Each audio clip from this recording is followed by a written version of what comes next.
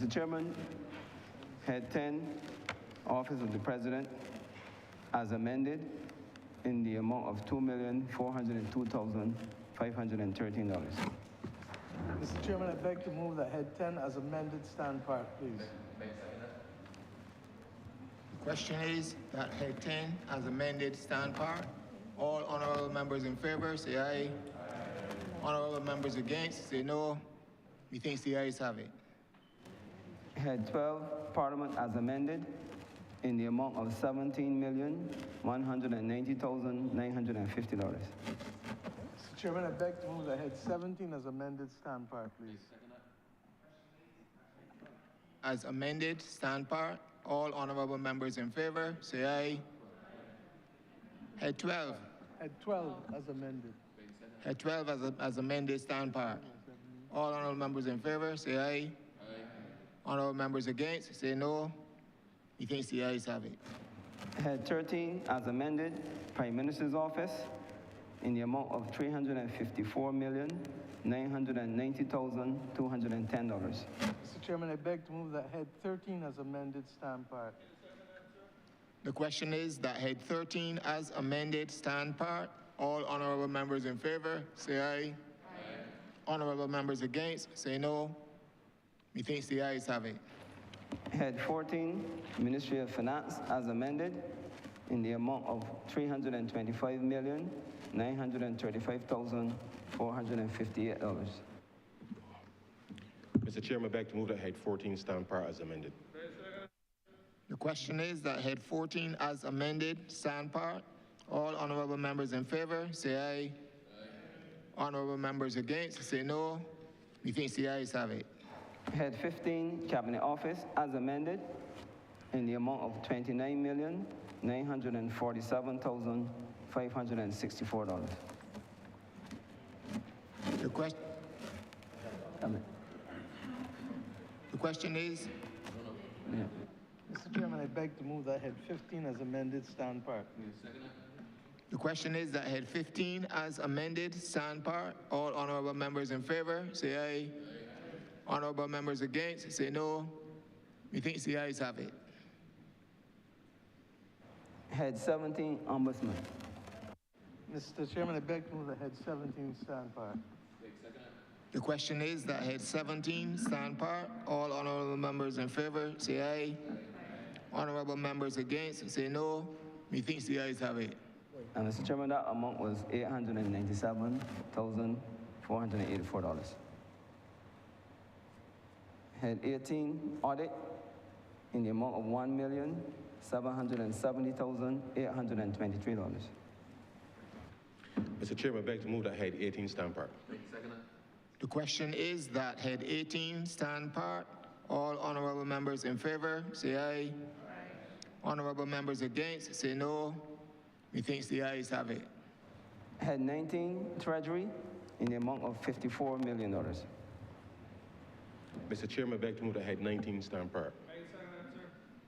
The question is that Head 19 stand part. All honorable members in favor, say aye. Honorable members against, say no. Methinks the ayes have it. Head 20, as amended, Ministry of the Public Service and Talent Development, in the amount of $11,018,581. Mr. Chairman, I beg to move that Head 20 as amended stand part. The question is that Head 20 as amended stand part. All honorable members in favor, say aye. Honorable members against, say no. Methinks the ayes have it. Head 27, Ministry of Tourism and International Transport, recommitted and amended, in the amount of $31,072,453. Mr. Chairman, I beg that Head 27 as amended stand part. The question is that Head 27 as amended stand part. All honorable members in favor, say aye. Honorable members against, say no. Methinks the ayes have it. Head 29, Director of Public Prosecutions, in the amount of $2,658,438. Mr. Chairman, I beg to move the head stand part. Question is that head 29 stand part. All honorable members in favor, say aye. Aye. Honorable members against, say no. Methinks the ayes have it.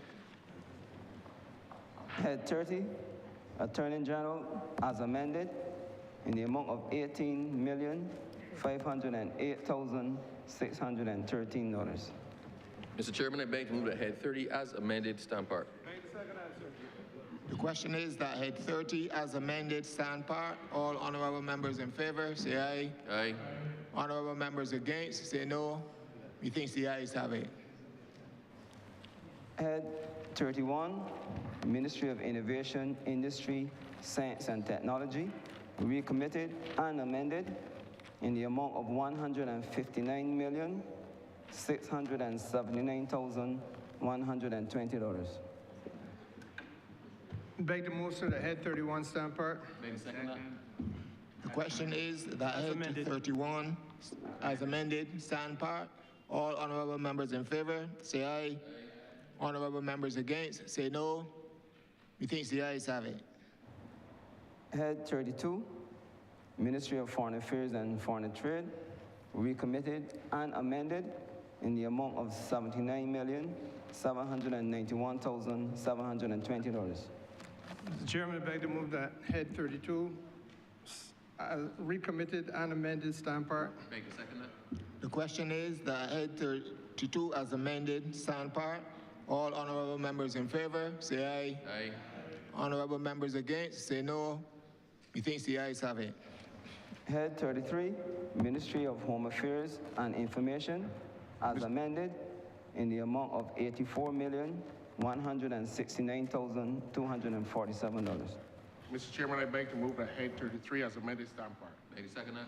The question is that head 33 as amended stand part. All honorable members in favor, say aye. Honorable members against, say no. Methinks the ayes have it. Head 35, Ministry of People Empowerment and Elder Affairs, as amended in the amount of $145,694,080. Mr. Sherry Beckett, I hate 35 as amended. Stand. Second that, sir. The question is that head 35 as amended stand part. All honorable members in favor, say aye. Honorable members against, say no. Methinks the ayes have it.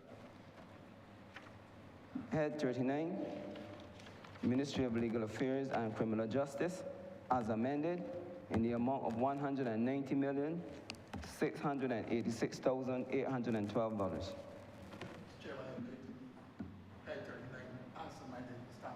Beg to second that.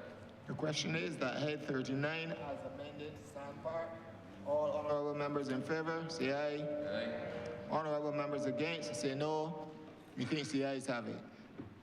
Head 40, Ministry of Transport and Works, as amended in the amount of $159,875,427.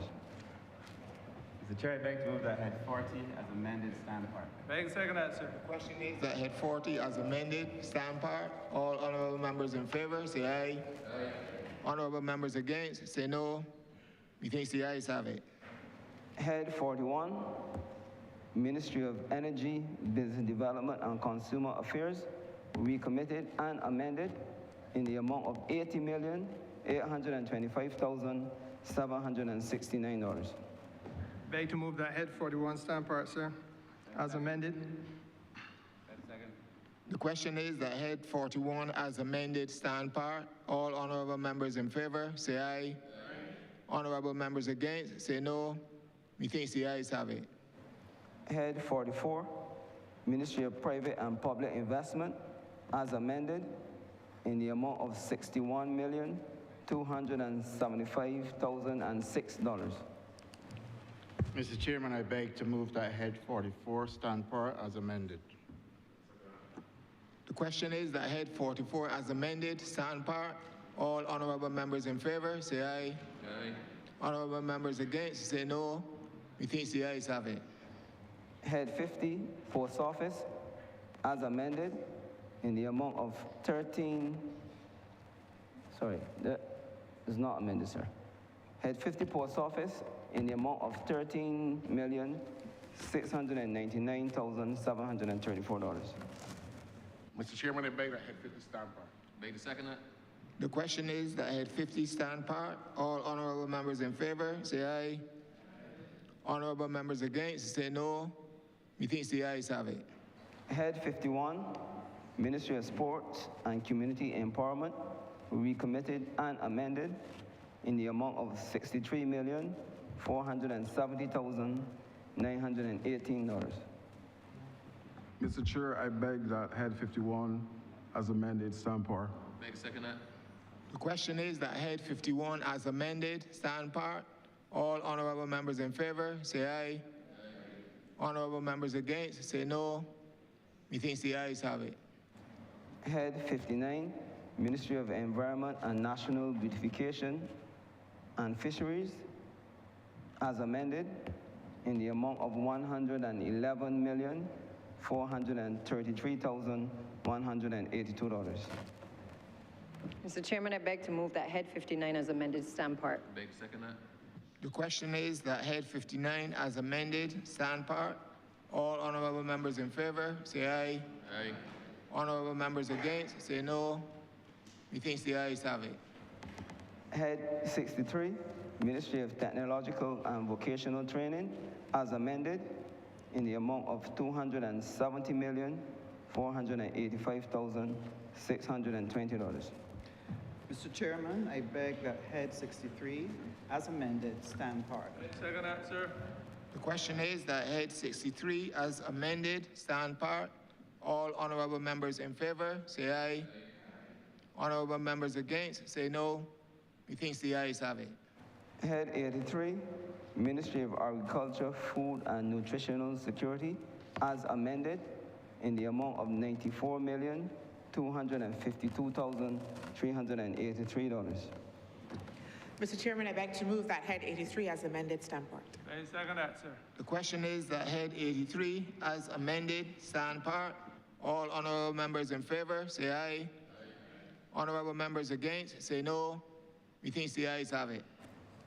Head 84, Ministry of Labor, Social Security, and Third Sector, recommitted and amended in the amount of $16,412,191. Mr. Chairman, I beg that head 84 as amended stand part. Beg to second that. The question is that head 84 as amended stand part. All honorable members in favor, say aye. Honorable members against, say no. Methinks the ayes have it. Head 86, Ministry of Health and Wellness, as amended, in the amount of $395,292,583. Mr. Chairman, I beg to move that head 86 stand par as amended. Beg to second that, sir. The question is that head 86 as amended stand part. All honorable members in favor, say aye. Honorable members against, say no. Methinks the ayes have it. Head 93, Ministry of Housing, Lands and Maintenance, recommitted and amended in the amount of $124,510,473. Mr. Chair, I beg to move that head 93 as amended stand part. Second. The question is that head 93 as amended stand part. All honorable members in favor, say aye. Honorable members against, say no. Methinks the ayes have it. Head 96, Ministry of Education Transformation, recommitted and amended in the amount of $285,429,114. Chair, I beg to move that head 96 stand amended and stand part. The question is that head 96 as amended stand part. All honorable members in favor, say aye. Honorable members against, say no. Methinks the ayes have it. Clause 1. Chair, I beg to move that clause 1 stand part. The question is that clause 1 stand part. All honorable members in favor, say aye. Honorable members against, say no. Methinks the ayes have it. Clause 2 as amended. Mr. Chair, I beg to move that clause 2 as amended stand part. The question is that clause 2 as amended stand part. All honorable members in favor, say aye. Aye. Honorable members against, say no. Methinks the ayes have it. Chair, I beg to move that clause 3 stand part. The question is that clause 3 stand part. All honorable members in favor, say aye. Honorable members against, say no. Methinks the ayes have it. Chair, I beg to move that clause 4 stand part. The question is that clause 4 stand part. All honorable members in favor, say aye. Honorable members against, say no. Methinks the ayes have it. Schedule as amended. Chair, I beg to move that the schedule as amended be the schedule to the bill. The question is that the schedule as amended be the schedule to the bill. All honorable members in favor, say aye. Honorable members against, say no. Methinks the ayes have it. Chair, I beg to move that you do not report to His Honor the Speaker the passing of one bill as amended in committee. The question is that I do not report to His Honor the Speaker the passing of one bill as amended in committee. Stand par. All honorable members in favor, say aye. Honorable members against, say no. Methinks the ayes have it.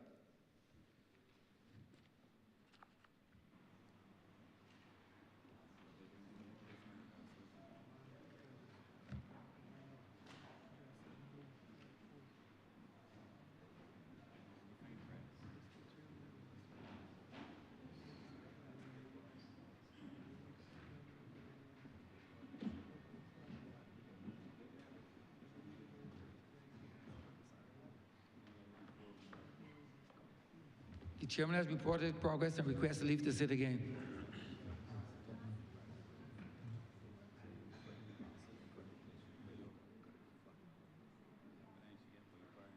Yeah.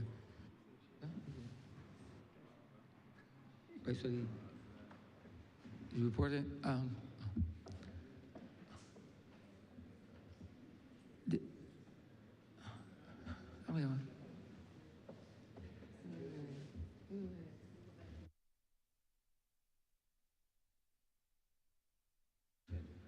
I'm now reporting the passing of one bill in committee with amendments.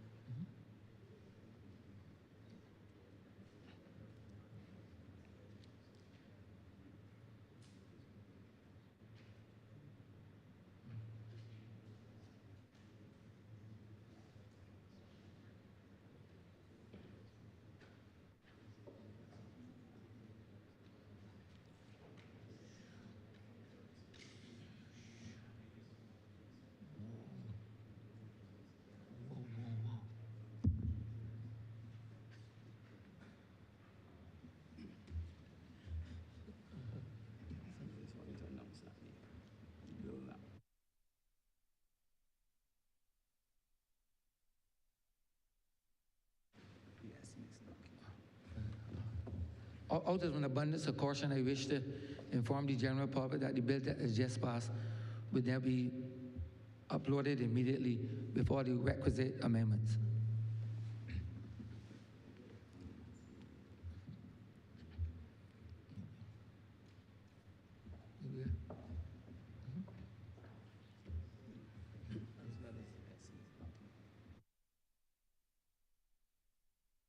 The SMS documents also.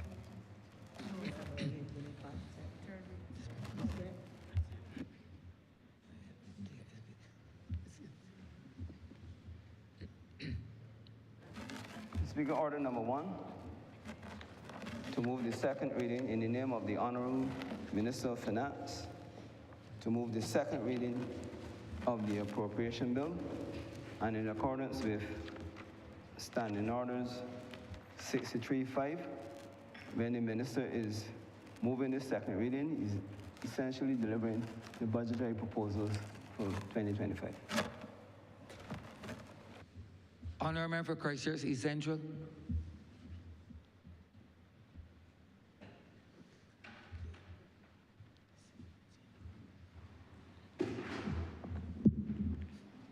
Mr. Speaker, it is both a privilege and profound responsibility to rise in this honourable chamber to present the budgetary proposals and financial statements 2026 on behalf of the people and government of Barbados.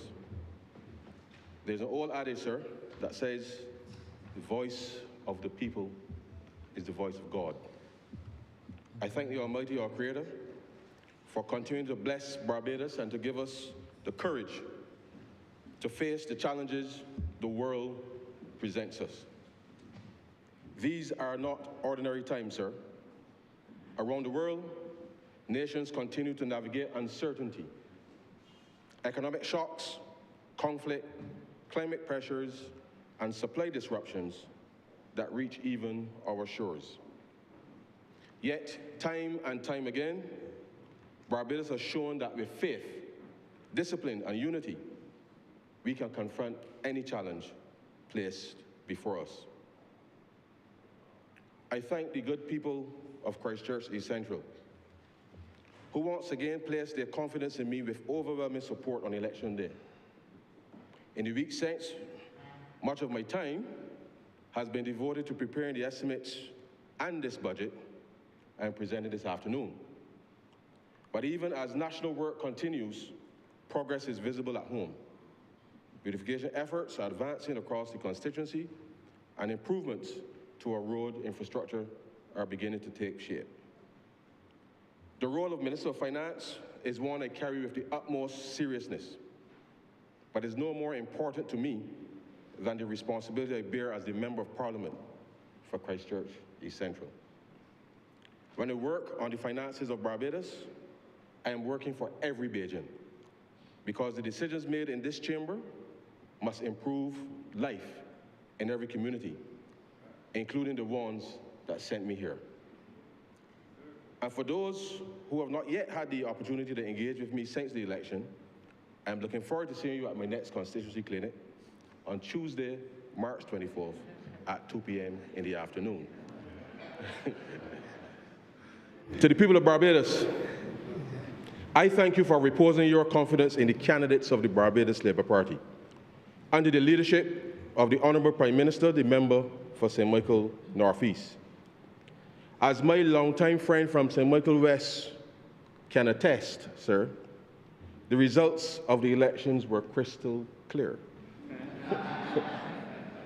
Yes, Bajans believe deeply in democracy, and they believe that there must always be an opposition in a healthy democracy.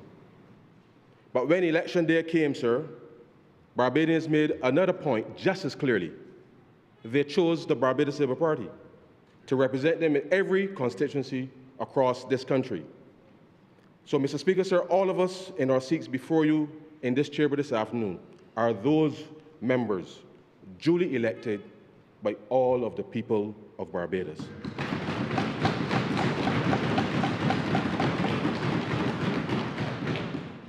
We have not come to declare victory, sir. We have come to prove to the people of Barbados once again why they place that confidence in us. This budget is part of that proof that they can trust their place in this government will be matched with delivery, discipline, and decisions that move our people and this country forward. I also thank all of the staff of the Ministry of Finance who continue to do good work in the background as we continue to execute the Barbados Economic Recovery and Transformation Program. And let me say, sir, without the love and support of my wife and son, none of this would be possible. I thank them. Mr. Speaker, This 2026 budgetary proposals and financial statement marks an important turning point for Barbados. This is the first budget in the life of this administration that is not being presented whilst in an IMF program. So, sir, this means that Barbados has, in a sense, regained greater control over its economic decisions because our finances are now on stronger footing. Decisive action and discipline has put the country's public finances on a more sustainable footing after many years of fiscal indiscipline. You would recall, sir, during discussions with the social partnership last year, we indicated, however, that we shall keep the IMF on speed dial in the event of further global uncertainty, which effectively means, sir, a standby arrangement. 8 years ago, the government made a commitment to stabilize public debt by 2033-34. Our stewardship, the stewardship of the Barbados Labour Party, Mr. Speaker, has delivered. At its peak, the debt-to-GDP ratio was 178.9% in 2017-18, sir. In simple terms, the debt-to-GDP ratio measures how heavy the country's debt burden is compared to the size of the economy. The lower that ratio falls, the easier it becomes for Barbados to manage its obligations. Barbados was the third highest indebted country in the world, but with bold, decisive leadership, we successfully restructured both domestic and external debt so that more money could be spent on delivery of public services and infrastructure and less on debt service costs. During the budget speech last year, sir, I told the country that we will cross the psychological barrier of 100% debt to GDP by the end of the year. When I last reported on debt in this House in December 2025, sir, the debt to GDP stood at 99.8% at the end of October 2005.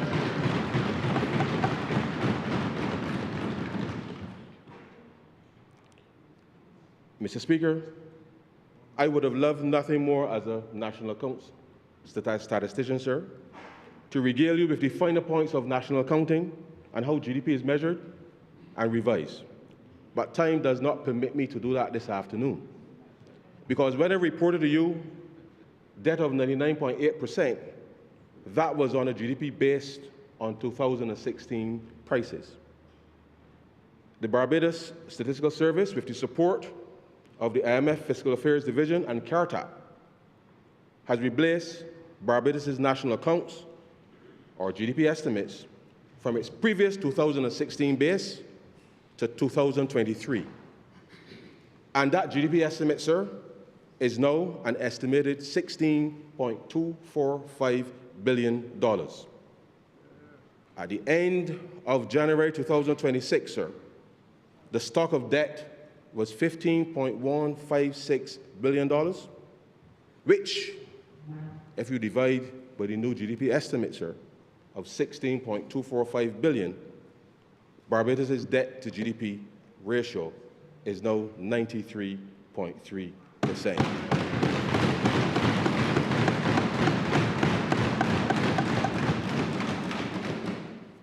Mr. Speaker, from a fiscal perspective, Barbados has turned the corner. What people should understand is that fiscal sustainability simply means the country's finances are stable enough to meet our obligations without constantly borrowing more for recurrent expenditure. This new era of fiscal sustainability has created a basis for higher economic growth. However, to take full advantage of this opportunity, fiscal credibility must be combined with accelerated reforms in the public and private sectors required to support higher economic growth and faster job creation. A critical lever to achieve higher growth is to significantly increase the level of infrastructure investment, which will also provide more and better public services. This has been our mantra from the beginning, sir. Infrastructure investment spurs growth in the short term by raising demand for inputs and workers. It also builds productive capacity to sustain longer-term growth. As we continue to improve and enhance Barbados' credit quality, the cost of borrowing, sir, required to finance Barbados' ambitious infrastructure investment has become significantly cheaper over time. Bond yields have declined. Our ability to defend the currency peg has strengthened, with reserves exceeding $3 billion. All of the major credit rating agencies have upgraded Barbados' credit rating, sir. Mr. Speaker, government's efforts to rein in the public debt and rebuild fiscal credibility has made this possible. This means that investors, lenders, and international institutions now have greater confidence in how Barbados manages its public finances.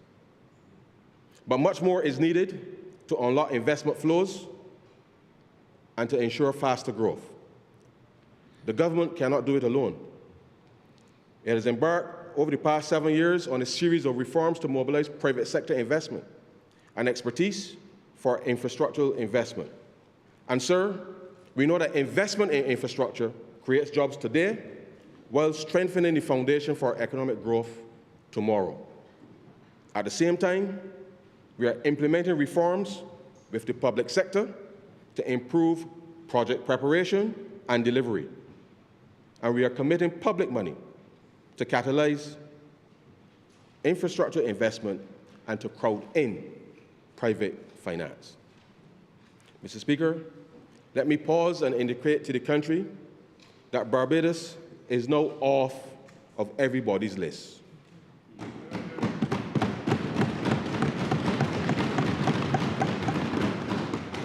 No blacklist, sir, no gray list, no orange list, no brown list. Sir, what this means is that Barbados today meets the international standards required for transparency and financial regulation.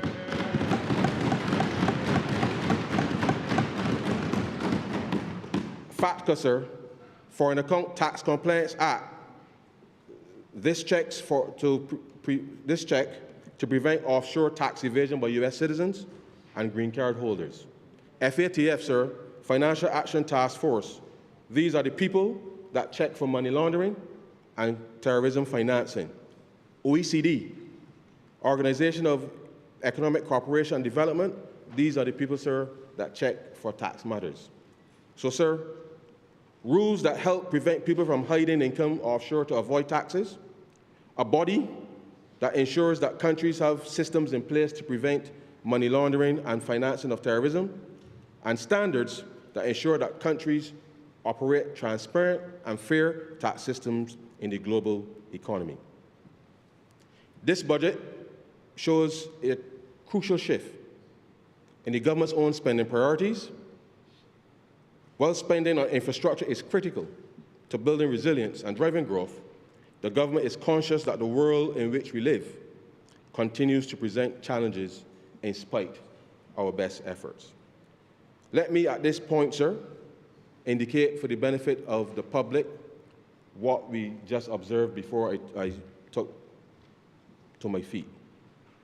When you would recall, sir, the timing of the election meant that the preparation of these estimates and the assumptions for the preparation of the estimates that were originally laid in this Parliament were very different from what we have just done with respect to the updated measures.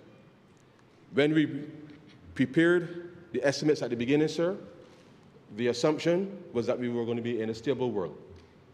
And to the extent that we had made adjustments with respect to our projections for corporation tax, we made almost a $500 million adjustment to the original budget, and therefore what we have presented this afternoon prior to taking my feet are those adjustments, not just reflect the original assumptions that we would make, but to ensure that we took cognizance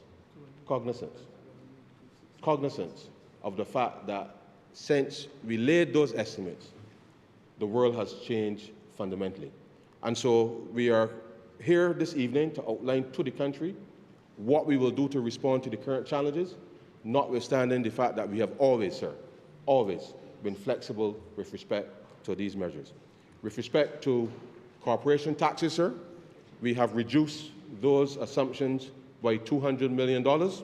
And on the expenditure side, sir, we've made cuts almost up to $300 million to be able to ensure that we can still meet our ambitious targets, recognizing that the world continues to change as we speak. I turn now to the domestic economic performance. Mr. Speaker, the Barbados economy has made tremendous progress since 2018. Money is flowing in the right direction towards households and businesses and not being used to support a perpetual fiscal crisis. Notwithstanding having to navigate several climate shocks, rebounding from a global pandemic, and managing the impacts of geopolitical unrest, the government was able to provide salary increases for public sector workers on 3 occasions, reduce income taxes, increase the reverse tax credit, and reduce corporate tax for local businesses. These measures put more money in the economy, which has facilitated growth, especially for the last 18 quarters. To accommodate the growth and the spending of money on imported goods and services, copious amounts of foreign exchange have been earned, sir, from the tourism and international business sectors. As a consequence, the country has built up unprecedented levels of foreign reserves, not just from borrowing, but from the net earning of foreign exchange through private sector activity. The evidence is seen in the foreign exchange balances in the banking system, sir, not only those held by the Central Bank of Barbados. As a result of the balanced growth, economic growth, between the traded and non-traded sectors, and equally, the healthy fiscal condition of the government, job creation has accompanied the economic recovery. Mr. Speaker, the unemployment rate in Barbados at the end of December, sir, is 6.1%, the lowest level it has ever been in the history of Barbados. Mr. Speaker, when we took office, the government's capital expenditure on an annual basis was barely $200 million. There was much talk about implementation deficit disorder, as nothing seemed to get done. We have turned that around, sir. And whilst things are not perfect by any stretch of the imagination, we have improved leaps and bounds. I can report to the country, sir, that in this fiscal year, ending March 31st, 2026, we allocated approximately $540 million in capital expenditure. Our expenditure at the end of January, sir, was $426.5 million, a 79% execution rate. And our internal forecasts indicate that the government will end the fiscal year just $20 million short at $520 million, roughly 96% execution, sir. Once again, another example of your government delivering. Now, Mr. Speaker, next fiscal year, the capital expenditure target is $875 million. And we will work just as hard, sir, to reach that target. The flow of money is especially noticeable in the performance of the financial sector, where not only commercial banks, but credit unions have been growing to the extent that it has become necessary to provide deposit insurance to the subsector.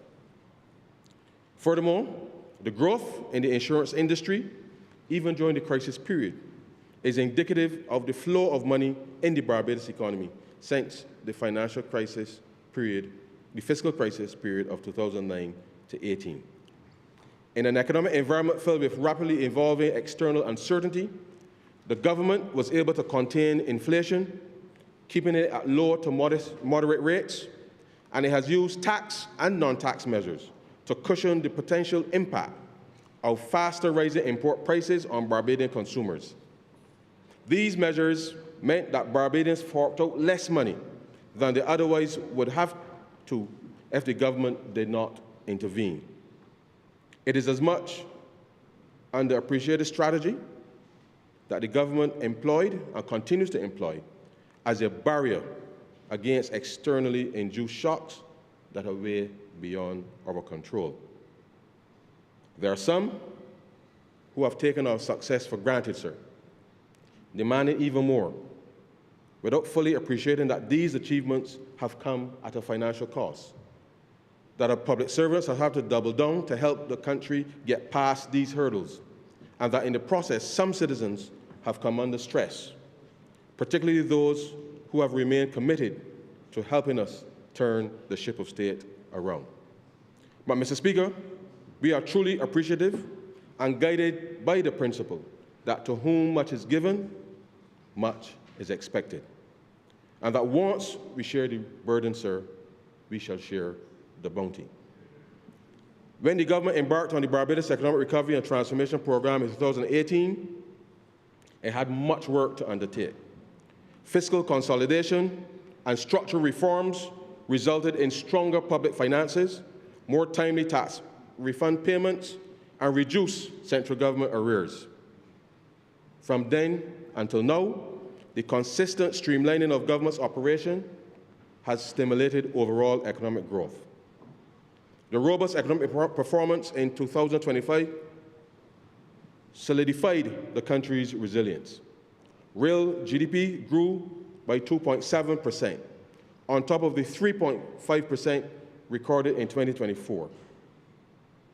As strong gains in tourism, business services, construction, and the retail trade sectors bolstered the overall performance.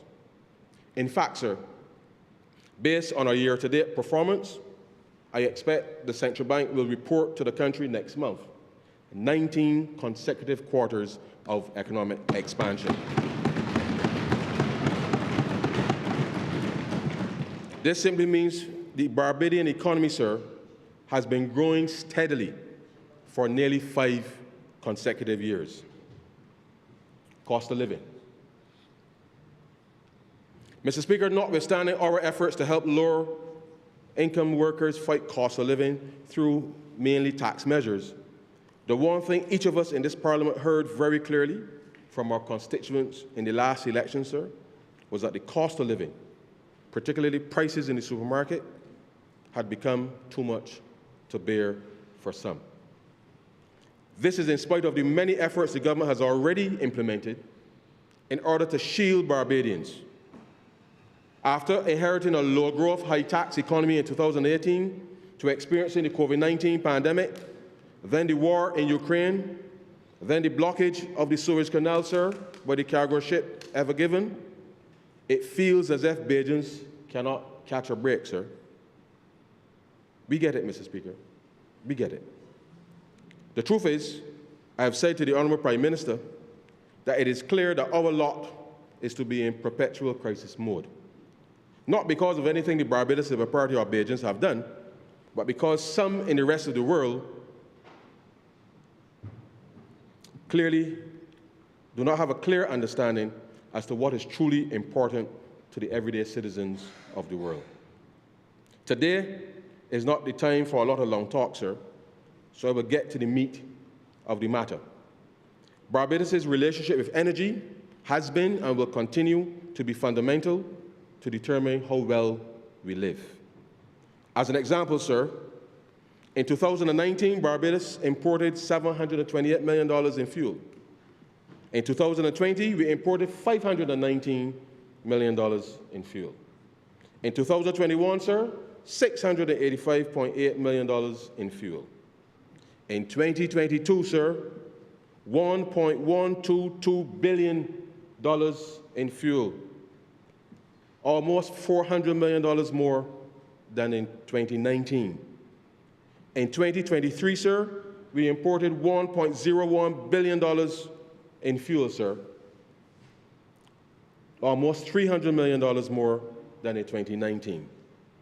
In 2024, we imported $951.7 million in fuel, sir, $223.7 million more than in 2019.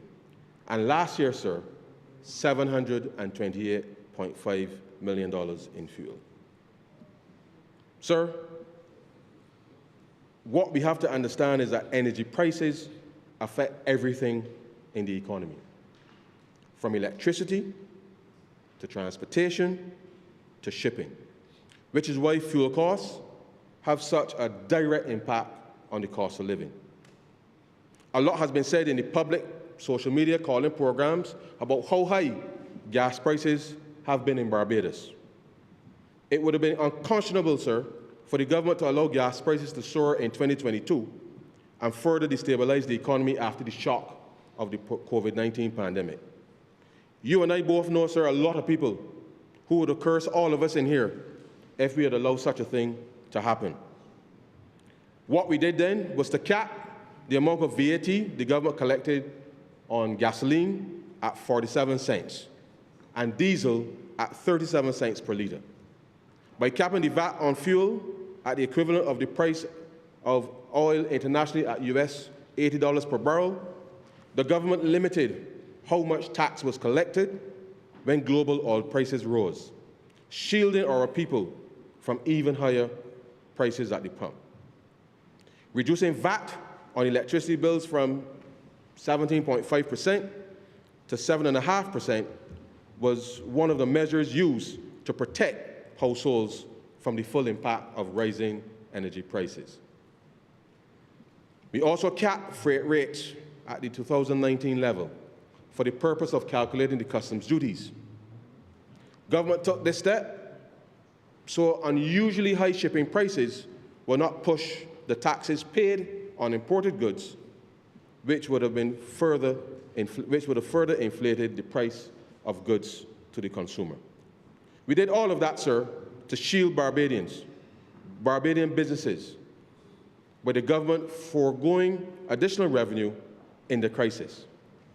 Whilst the government was absorbing as much of the shock as possible, the Barbados National Energy Company,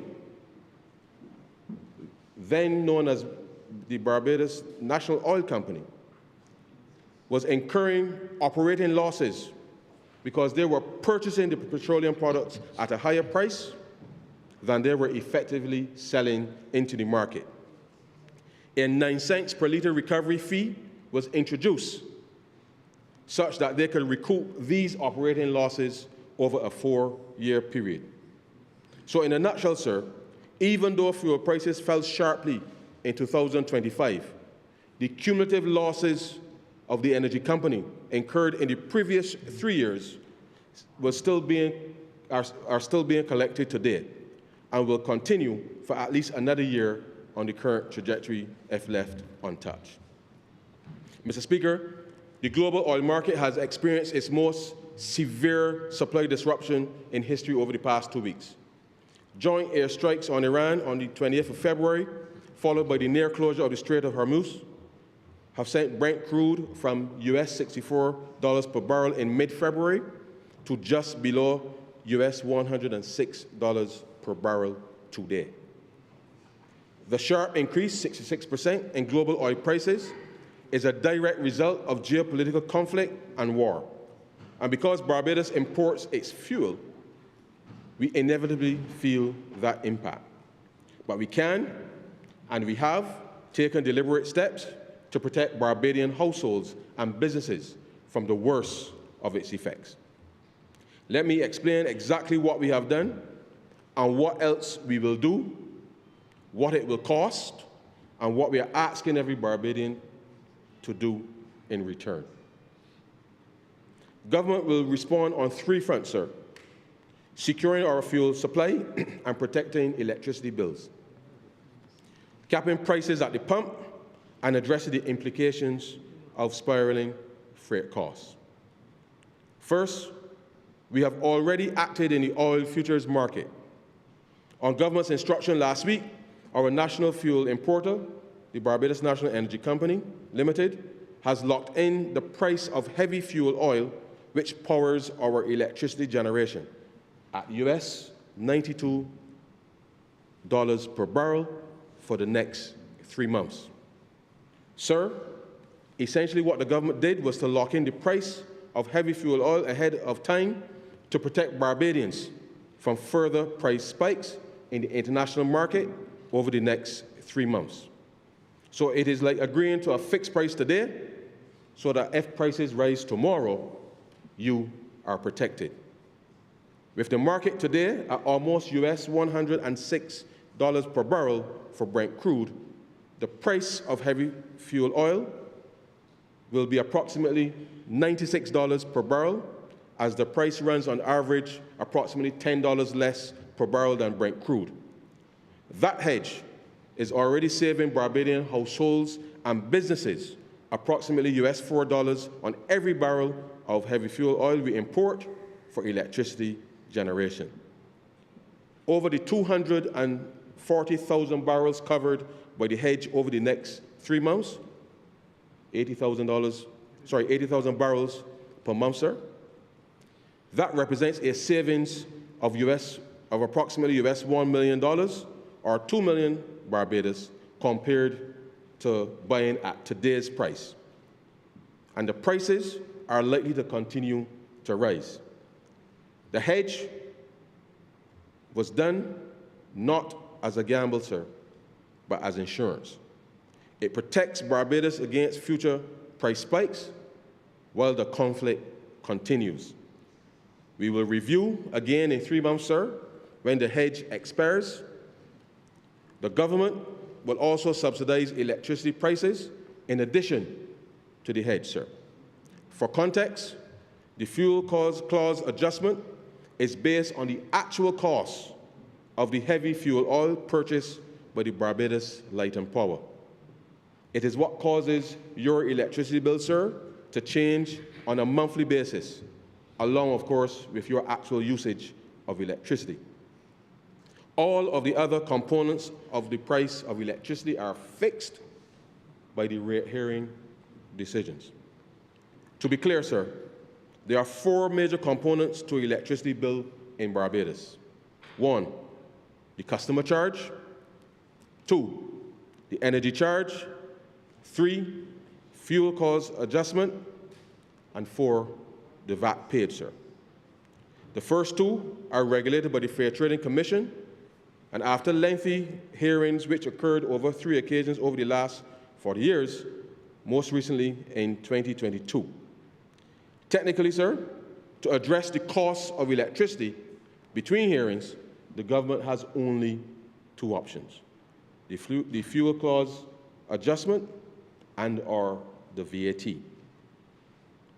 So, Mr. Speaker, with the hedge in place, with effect from April 1st, 2026, the government will absorb 50% of the increase in the fuel clause adjustment on your electricity bill above the March 2026 bill fuel clause adjustment for the next 3 months.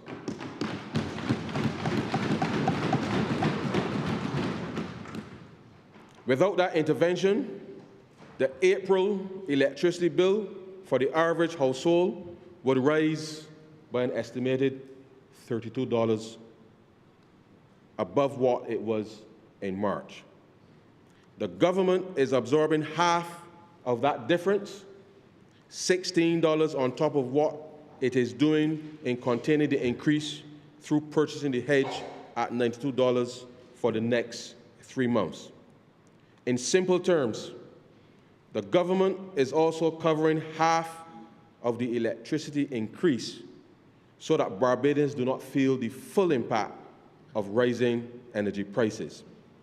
A steep increase at once is disruptive, a gradual one uncomfortable, but for the most part, sir, bearable.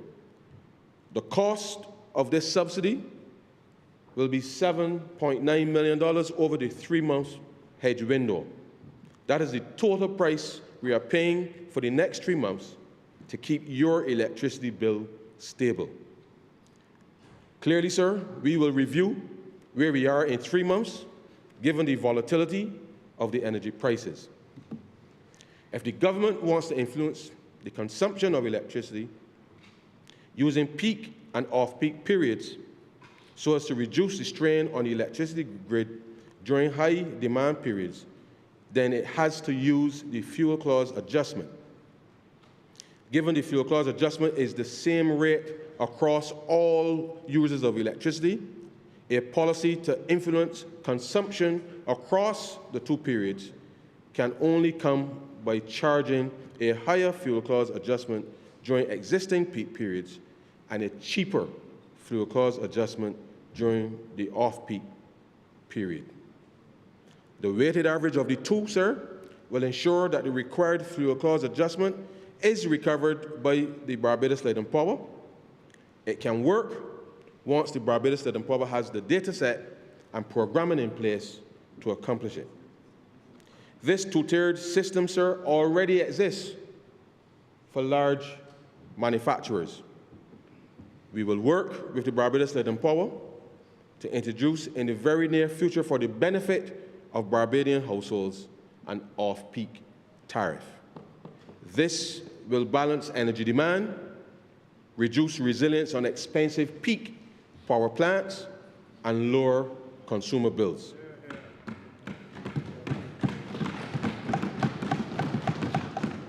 Secondly, sir, we are protecting prices at the fuel pump. With effect from April 1st, 2026 until March 31st, 2027, the VAT collected on gasoline will be capped at 47 cents per litre, and the VAT collected on diesel, capped at 37 cents per litre, will be extended. In addition, with effect from April 1st, 2026, the excise charge on gasoline will be reduced for 3 months from 99.39 cents to 89.39 cents per litre, and on diesel from 44.03 cents to 34.03 cents. The Barbados National Energy Company Limited will also reduce the rate of its recovery of its 2022 losses from the 9 cents per litre to 4 cents per litre. It will mean that the period of repayment for the energy company will go beyond the remaining year that would otherwise remain. The cumulative reduction in the price of gas and fuel will be 15 cents per litre, sir, from April 1st, 2026.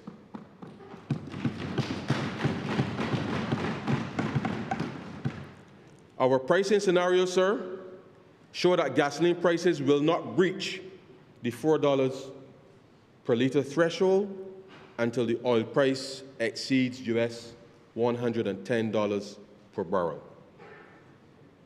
Let me repeat, sir. Our gasoline prices will not breach the $4 per litre threshold until the oil price exceeds US $110 per barrel. Regrettably, it is almost at US $106 today for Brent crude. We are watching these numbers daily. If the prices move significantly above those thresholds, further measures will have to be activated immediately. The VAT caps will remain in place until the 31st of March 2027, or earlier if the prices fall back to normal levels. The reduction in excise will be reviewed in 3 months. But government cannot do this alone, sir. These measures that we have taken only buy us time. They are not permanent. They are the protection for the period of the crisis, and their effectiveness depends in part on how each of us changes how we use energy. This requires a national effort, and responsible energy use by households and businesses will help reduce the pressure on the country during this period. Here's what I'm asking, sir. If you can carpool, please do. If you can combine your errands into one trip, do that too. Avoid unnecessary driving during peak hours.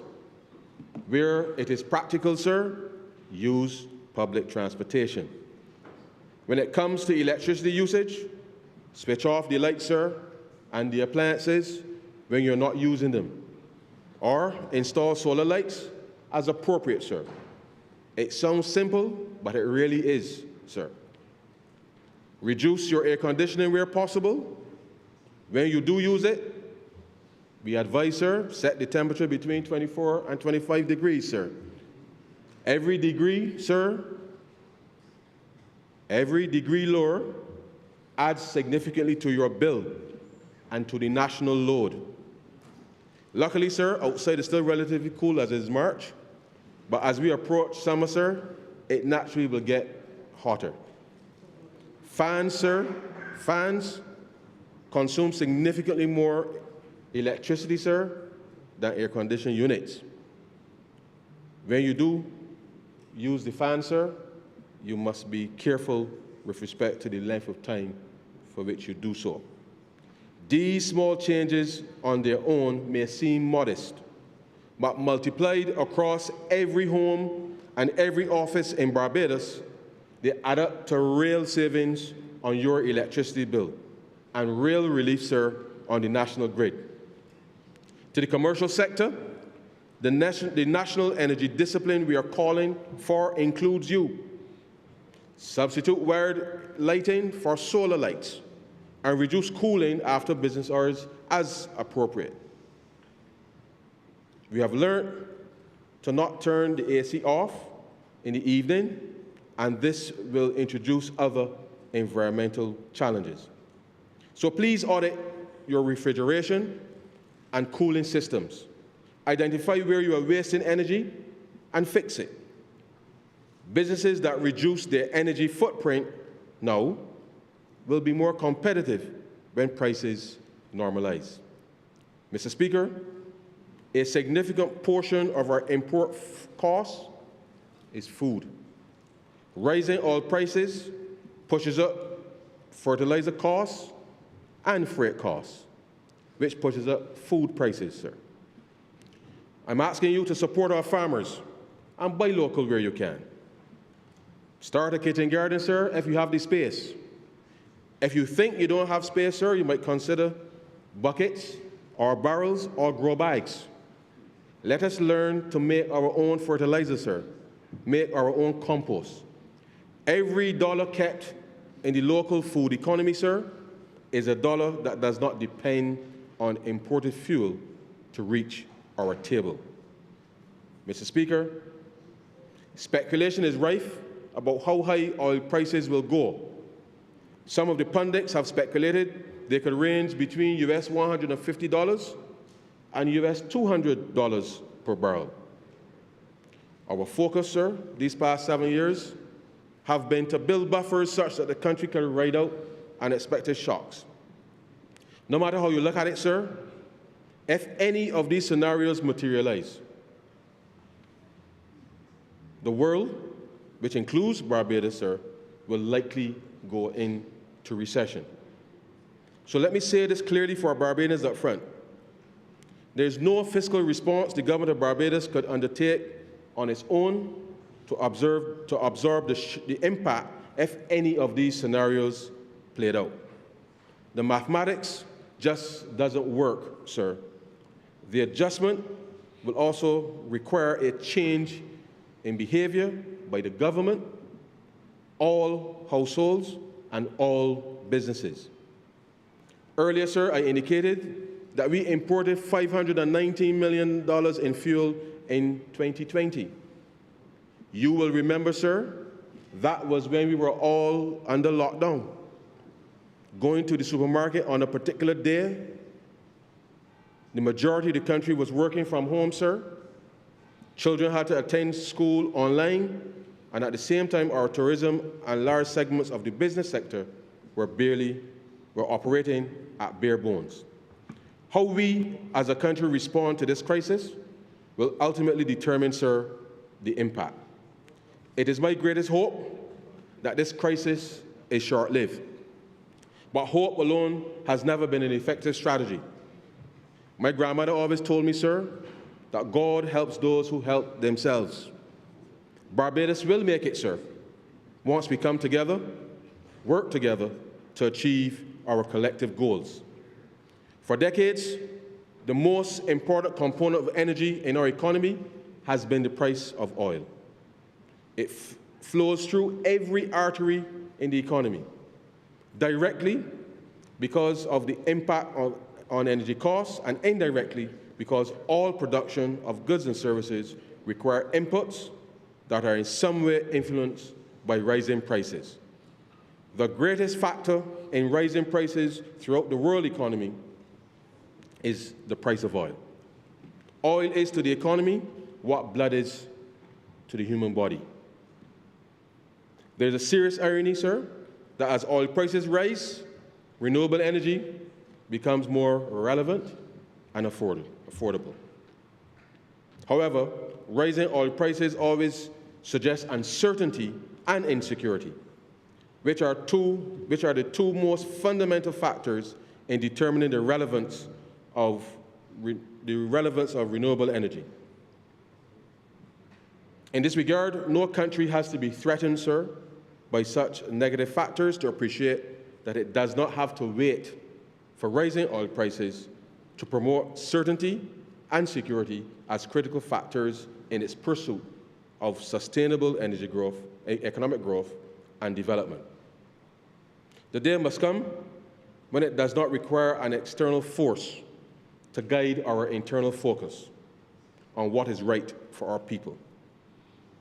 If ever there was a time to preach the importance of renewable energy, it is now. We must confront the regulatory hurdles that have confronted us with the expansion of renewable energy in the last 5 years. And so, sir, with that in mind, I propose that with effect from April 1st, 2026, to extend the excise and VAT holiday on electric vehicles until March 31st, 2029, with 10% on import duties.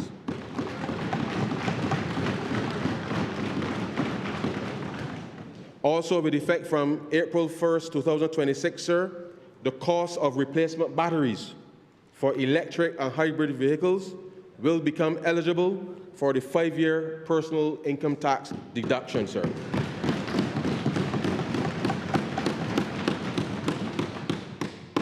Mr. Speaker, whilst the government is actively working on containing domestic inflation through the intervention of energy, the following measures will be implemented to further ease the squeeze. After consultation with the Chamber of Commerce, Small Business Association, and other stakeholders, sir, I propose that with effect from April 1st, 2026 until March 31st, 2027, items landed in Barbados on or before April 1st, 2026, Customs and Excise will use the free on board value for the purpose of calculating customs duties and VAT on food, personal care items, and construction materials. Government is adjusting how duties are calculated so that unusually high shipping costs do not unfairly inflate the taxes paid on imported goods.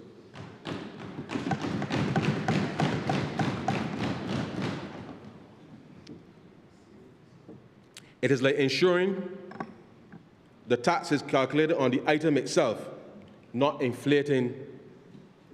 inflated shipping costs. While some of the other measures implemented during the price compact in 2022, negotiated by the Honourable Member for St. James Central, remain in place from the government side, we will need to revisit some of the markups that went back up when it came to an end. We can only urge the private sector to revisit this along with their sourcing and pricing strategies, as any attempt to price goes in this environment will be self-defeating. We will shortly be bringing to Parliament, sir, transfer pricing legislation, which will assist in regulating the behavior of related companies. This will allow us to review the pricing structure of commodities handled by multiple related companies acting as middlemen.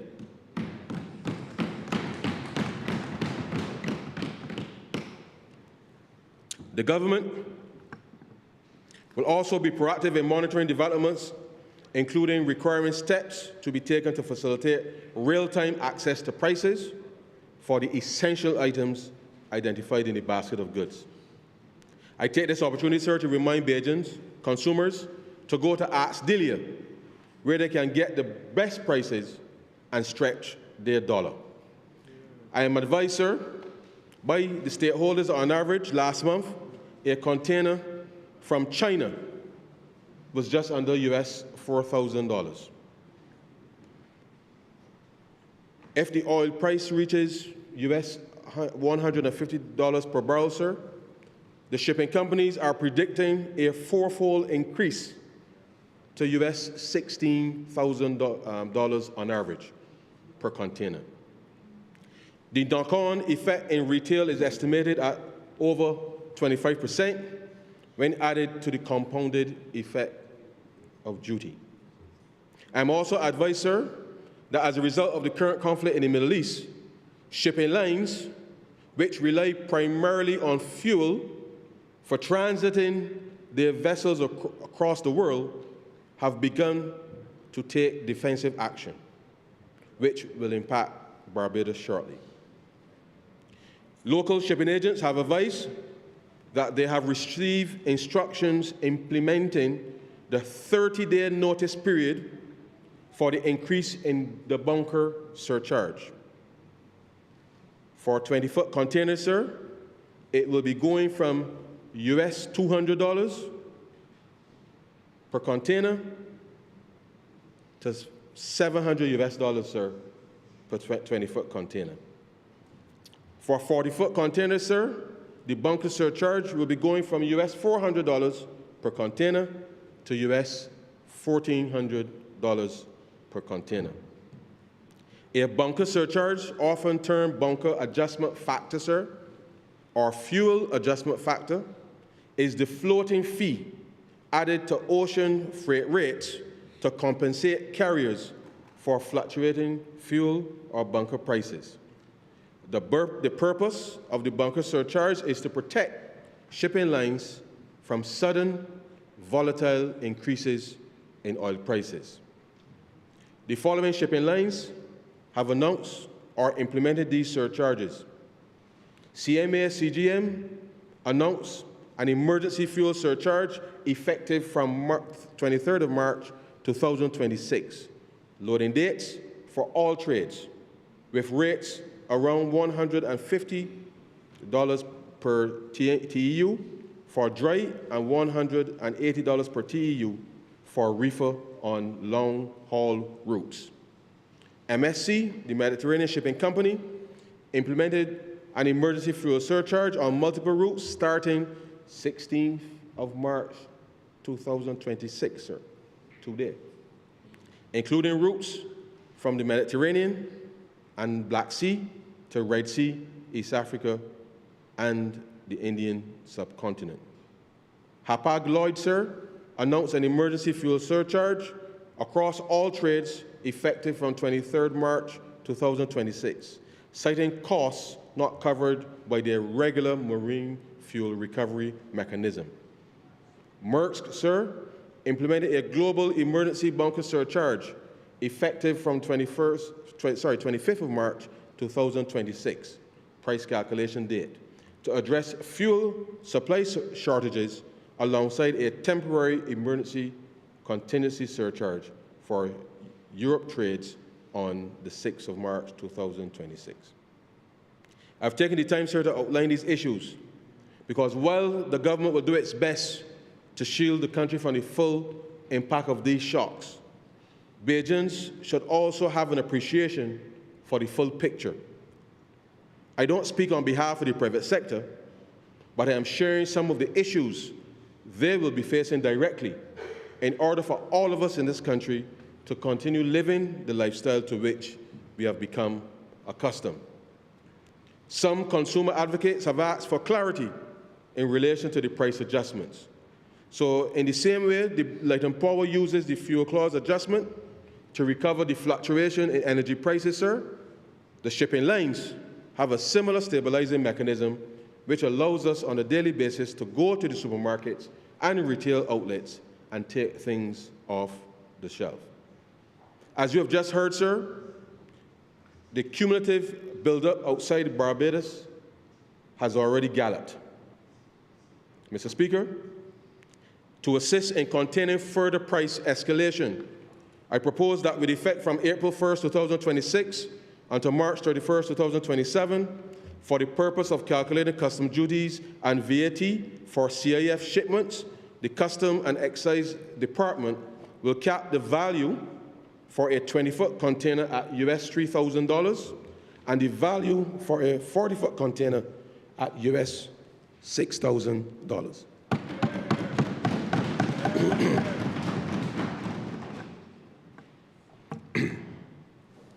The Customs and Excise Department will issue by March 23rd, 2026, the specific tariff headings for the free on board and the CIF shipments to all customs brokers and importers on the Asakuda World portal.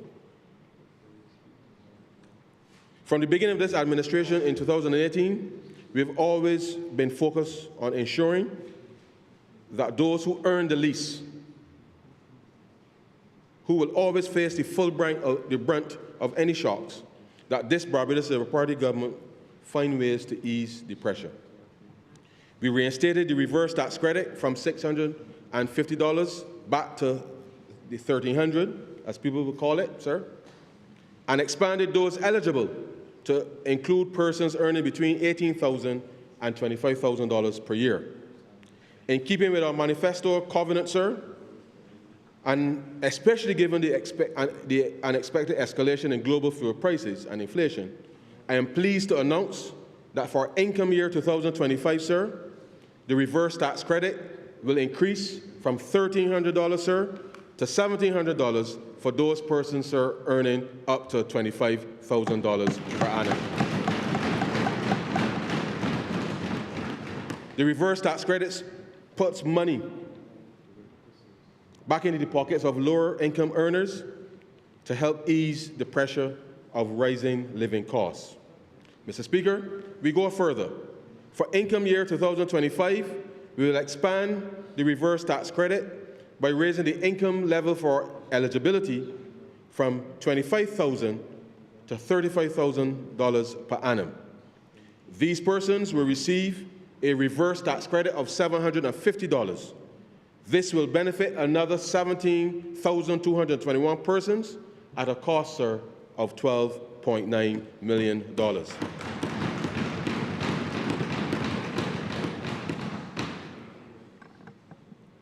In addition, sir, with effect from income year 2025, the income limit for the compensatory income credit will increase from $35,000 to $50,000, benefiting 18,415 taxpayers at a cost, sir, of $31.7 million. The compensatory income credit helps ensure that lower and middle income earners retain more of their income through reduced tax liability. That means more money stays in the pockets of ordinary Barbadians. Mr. Speaker, these enhanced credits will be available to taxpayers as they file during the next filing season in April 2026, in 2 weeks, sir. Mr. Speaker, I take this opportunity to remind Bajans of the rationale given by the Honourable Prime Minister when this government introduced the use of these tax credits. The Barbados Labour Party government has chosen to increase tax credits instead of increasing tax allowances to always give the government more flexibility should there be a significant downturn in the economy. If at any time the government cannot afford to pay the credit, then it does not have to do so, as this will be explained to the public in that particular year. However, tax allowances are embedded directly into the tax calculation and provide less flexibility in a crisis. Mr. Speaker, at the time of preparing these estimates of revenue and expenditure, the Ministry of Finance contemplated a very different scenario than that playing out for 2026 at this time. It was our hope to go further with the tax cuts for the middle class, but the current geopolitical circumstances means that we have had to recalibrate and shield all Barbadians at the pump in the use of electricity and from the surging freight costs. Mr. Speaker, I now propose that with effect from income year 2026, the personal income tax rate for individuals earning between $25,000 and $75,000 is reduced from 12.5% to 11.5%.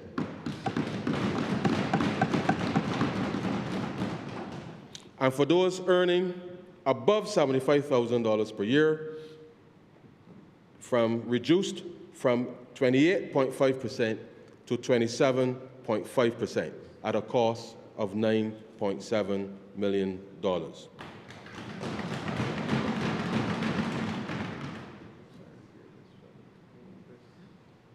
Combined,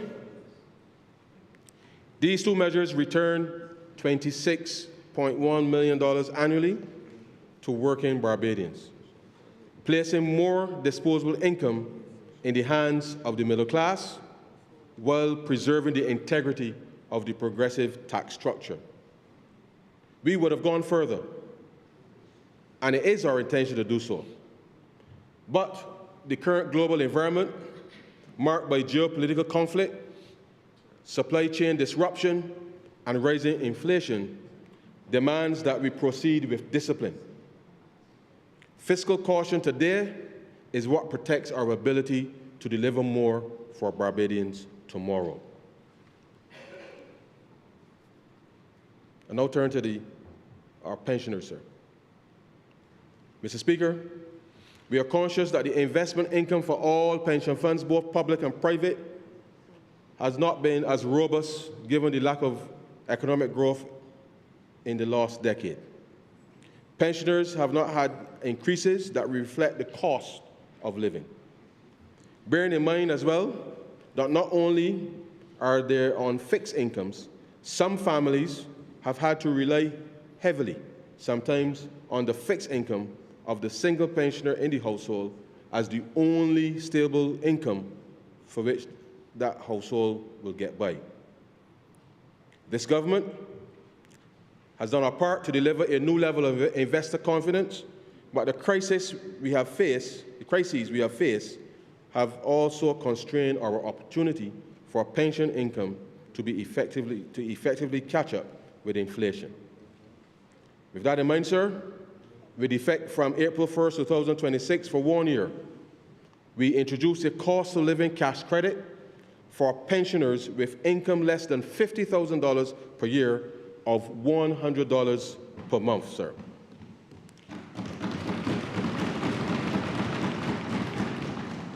This will be paid through the National Insurance and Social Security Service, who will liaise with the Barbados Revenue Authority to confirm income levels. This monthly payment provides direct assistance to pensioners whose fixed incomes have been strained by rising prices.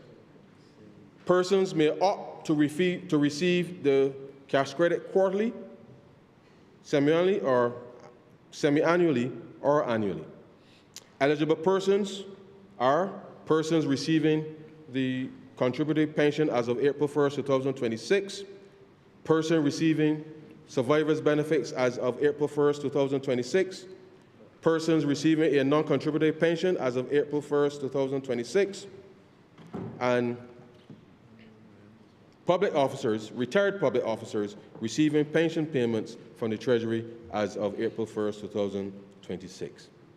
Mr. Speaker, also with effect from income year 2025, the taxable allowance for pensioners will increase from $50,000 to $75,000, sir. This will cost the Treasury, sir, $11.7 million per year.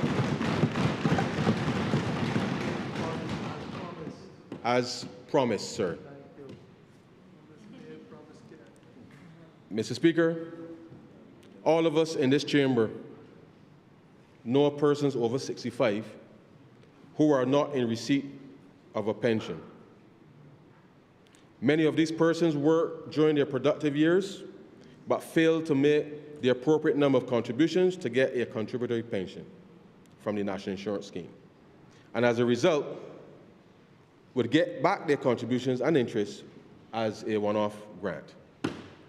These persons, sir, having worked, would then not receive a non-contributory pension consistent with the policy and legislation.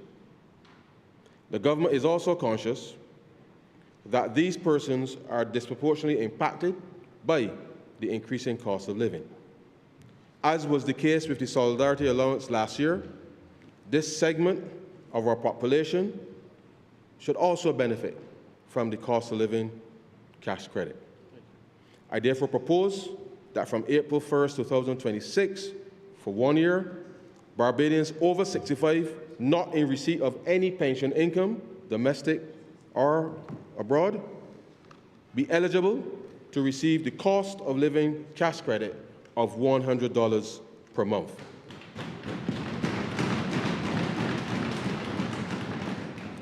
These persons will have to present their identification to the National Insurance Scheme in order to benefit from the payment of the cost of living cash credit. Mr. Speaker, we have not forgotten those on welfare in all of this. Sir, we have already, with effect from March 1st, increased the welfare rates administered by the Social Employment Agency by 30%. In addition, I also propose that with effect from April 1st, 2026, that persons receiving welfare benefits receive the cost of living cash credit of $100 per month for 1 year. As promised, sir.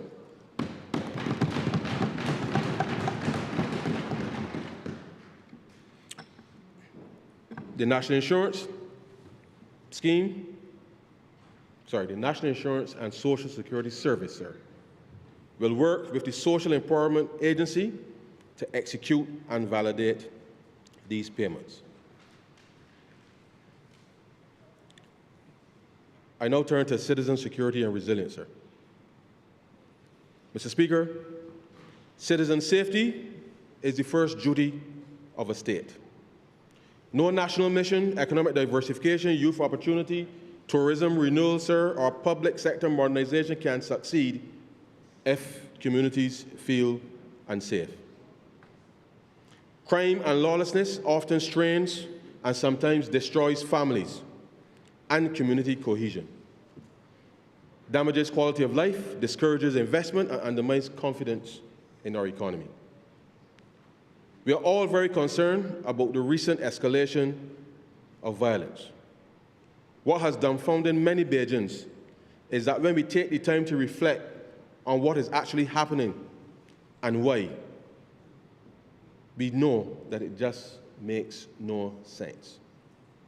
Some of our young men and women appear to lack the emotional maturity to seek alternatives to violence. This has all come at a very high cost, sir. The rate of increase in gun violence must alarm all right-thinking persons to take action within their families and communities and cooperate fully with law enforcement. Mr. Speaker, we must be honest with ourselves and admit that no government, sir, can legislate love into someone's heart, nor indeed how they value life. No matter how many police officers are recruited, sir, if some people continue to care less about themselves and their fellow man, then these types of statistics will continue to hit the front pages of our daily newspapers. The government, however, sir, will not be deterred, and we will continue to sanction those who run afoul of the law while working on strategies to prevent further social dislocation. To that end, the government will establish 2 dedicated gun courts to deal with all gun-related charges. Sir, these dedicated gun courts would allow gun-related cases to be heard more quickly and reduce the backlog in the justice system. At some point, sir, we expect to see a reduction in these numbers. But until that time comes, one of the courts will deal with offenses committed within the last year, while the second court will deal with the backlog, those offenses committed more than a year ago. The Barbados Police Service has done a wonderful job apprehending offenders, and with further digitization and training, we expect to see these and other cases being managed through the court system more efficiently.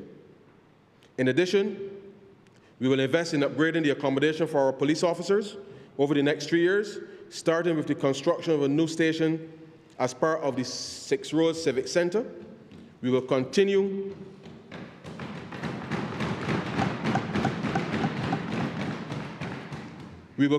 the recruitment drive to increase the complement to 1,530, and thereafter increase the establishment to 1,750 officers. To assist persons, sir, with enhancing their personal security across the country, I now propose that with effect from April 1st, 2026, to remove all customs duties and VAT from the importation of or installation of CCTV security systems and burglar alarm systems at residential properties.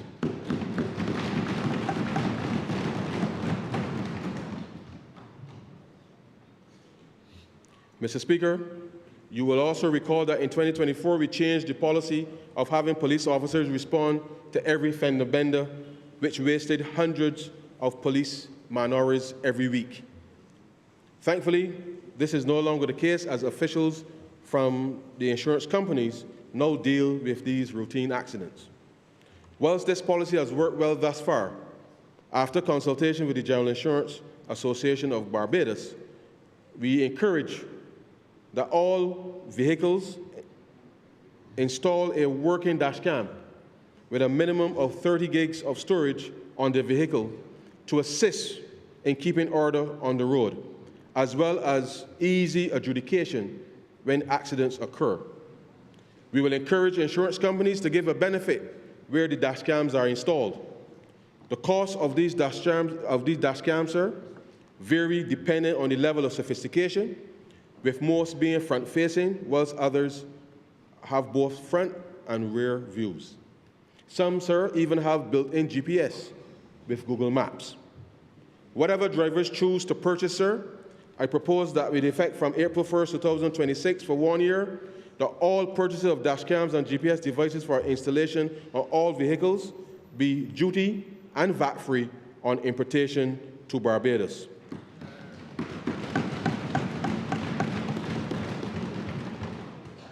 I also propose, sir, that with effect from April 1st, 2027, purchases of dash cams and GPS devices will be subject to the new de minimis exemption rule, which we'll outline later. Sir, the President of Barbados, in his inauguration address, committed to the creation of a program that will encourage and mobilize Bajans to mentor other young people, especially those considered to be at risk. His Excellency named it the Chapman Challenge. To assist in this regard, sir, we will allocate the sum of $500,000 to cover the cost of secretariat duties to ensure that this can become a reality. In addition, sir, this government committed in a manifesto to establish a fund of $5 million to encourage our churches and faith-based organizations to develop community-based programs to secure the future of our children and young people. The Minister of Religious Affairs will outline the government's arrangements for the administration of this fund. These two initiatives, sir, are not exhaustive. It is expected that the National Peace Program will continue to review other proposals for support as part of a rigorous national crime prevention program. Global Youth Fund, sir, and SOMOS. Mr. Speaker, in addition to the programs outlined above, we continue to ramp up the numbers in the Barbados Youth Advance Corps to 1,000 students per year, along with scaling other youth programs. The Minister of Education has already announced the intention to make participation in a uniform activity, service club, or cultural or sporting group mandatory as part of the core curriculum from September 2026. It is this government's intention, sir, to ensure there is always something constructive for young people to do. If you find yourself doing nothing when the day comes, sir, you are definitely surrounded by the wrong people. We will, as promised, in a manifesto, introduce the Secondary Schools Students International Exposure Initiative. Starting at age 15, students who cannot afford it will be able to access funding from the Global Youth Beijing's Fund to spend up to 1 month in another country, studying the economy, culture, education, business, and other infrastructure standards. The initial seeding of the Global Young Beijing Fund will be $2 million in the first instance. Prime Minister, the Honourable Member for St. Michael North-East, often reminds us that we must be global citizens with Beijing roots. And the Global Young Beijing Fund ensures that our young people can carry those roots wherever opportunity takes them.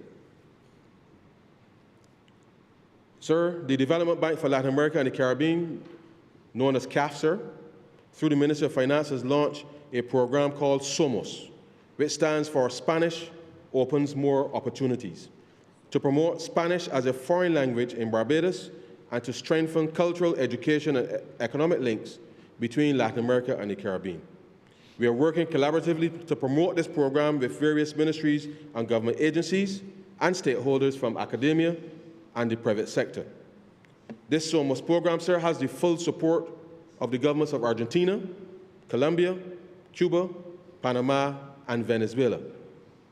Mr. Speaker, one of the components of SOMOS is a study visit to Panama for 15 Barbadian upper secondary school students, offering first-hand experience of the benefit of Spanish proficiency and intercultural exchange. This activity builds on CAF's experience promoting foreign language initiatives in Panama and Trinidad and Tobago. 15 students, sir, from the St. Leonard's Boys School and 2 of their teachers, along with 6 other Spanish teachers from across the education system, will travel to Panama in April 2026, sir, to participate in the first SOMOS pilot. On behalf of the people of Barbados, sir, I thank CAF for working with us to provide this opportunity to expose these young men to a different cultural experience. I have a dream, sir, of seeing the 100 Boys Choir from St. Leonard's Boys touring concert halls and communities across Latin America, using their God-given Bajan talent, forging lasting partnerships, earning foreign exchange, whilst demonstrating their global citizenship with Bajan roots.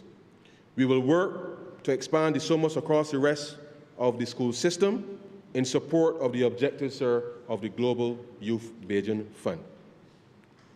On health, sir, we've already committed $400 million expansion of the QEH, resulting in a 40% increase in footprint on the Enmore site, which will include, sir, a state-of-the-art oncology facility, expanded clinical and administrative spaces, connecting bridge, outpatient department, burns and ICU unit, sir, laboratory, general wards, and a creche. We will construct, sir, a new Eunice Gibson Polyclinic and Randall Phillips Polyclinic, whilst significant refurbishment on the remaining 7 polyclinics under the Polyclinic Upgrade and Refurbishment Project takes place. We are retraining staff and recruiting more staff. Critical equipment is being acquired and upgraded, along with greater use of technology and re-engineering of processes should significantly improve the delivery of healthcare across the country. The significant human toil caused by NCD, sir, non-communicable diseases, in terms of healthy life years lost, is coupled with the staggering economic costs as premature death and disability reduce human capital and decrease productivity. while simultaneously increasing prevention and treatment costs for people, communities, and the country. It is a challenge, sir, that we must confront. I know, sir, that I can financially engineer any solution, but it takes discipline and a will to change our individual lifestyles. To that end, sir, tomorrow morning at 10:30, I will be meeting with the representative of the Inter-American Development Bank, the Caribbean Development Bank, sir, the Development Bank for Latin America and the Caribbean, CAF, sir, and the International Bank for Reconstruction and Development, the World Bank, sir, with a view to executing Barbados' third debt swap during the third quarter of this year. The proceeds of the swap, sir, will target healthcare interventions as well as the culture around how we eat, drink, and exercise, sir. As I said earlier, sir, financial engineering is the easy part. It is whether we, as a people, sir, will heed the call. I now address a few initiatives, sir, to further enhance growth in key sectors.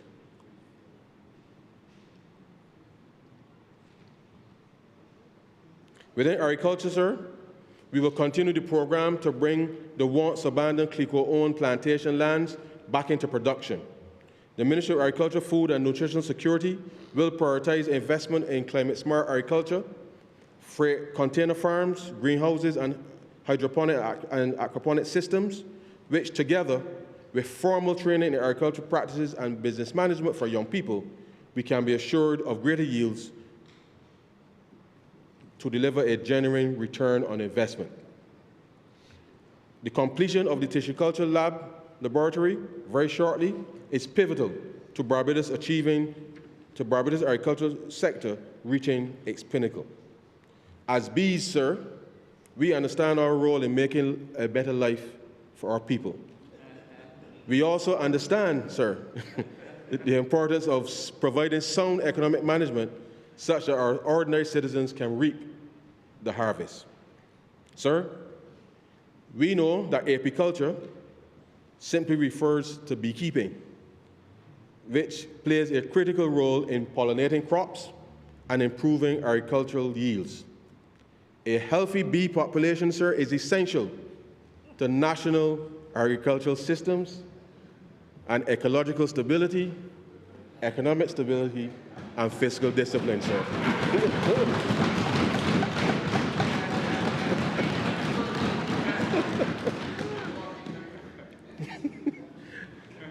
Bees, sir, contribute to national food security, as they are responsible for pollinating upwards of 80% of all crops and are therefore important to improving yields and crop diversity. Beyond honey production, apiculture supports a range of other industries, including cosmetics, health products, agro-processing, and tourism-related markets. These industries present opportunities for diversification and value-added economic activity within the Barbados agricultural sector. However, the apiculture sector in Barbados remains highly dependent on a wide range of imported equipment and supplies, including beehives, frames, wax foundation, protective gear, and extraction equipment. This makes the sector highly vulnerable to global supply and price disruptions.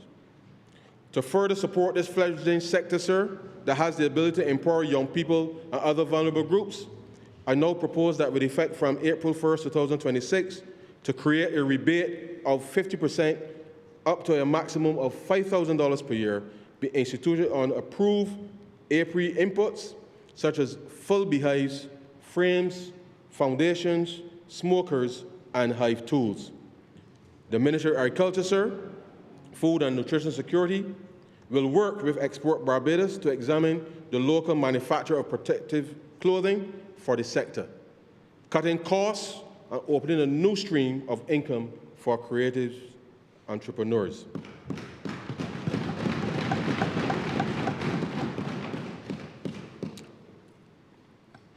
The ministry, sir, will also work with Export Barbados to contract buy from our beekeepers and brand this honey for commercial distribution, recognizing, sir, that honey does not spoil. The world, sir, is awash with fake honey. Public education will be critical in this area. A targeted extension services program will also be undertaken to strengthen the sustainability of the sector. Mr. Speaker, feed and fertilizers are essential inputs for the agricultural sector, but are highly vulnerable to external price shocks, as we are seeing yet again. In many instances, feed prices have been described as a major driver of unsustainable high production costs. Livestock feeds alone represents approximately 75% of production costs for some producers. To mitigate these, the government has previously provided price support for feed, such as a $2 million subsidy to a local manufacturer to help stabilize prices. Efforts to develop alternative feed sources recently undertaken by the Ministry of Agriculture has led to the development of pellets made from grass, which can be used in times of drought when grass is deficient. To support this effort, sir, I propose that with effect from April 1st, an annual rebate of up to $5,000 for initiatives that utilize organic materials for fertilizer and plant and animal inputs. This initiative will reduce dependence, sir, on imported chemical inputs and promote soil health and long-term productivity. This will promote lower production costs over time and new agribusiness opportunities. Mr. Speaker, extreme heat is the cause of massive deaths in the poultry sector. Hundreds of thousands of chickens die due to extreme temperatures and heat stress annually. This severely impacts small farmers with limited infrastructure, resulting in substantial economic loss.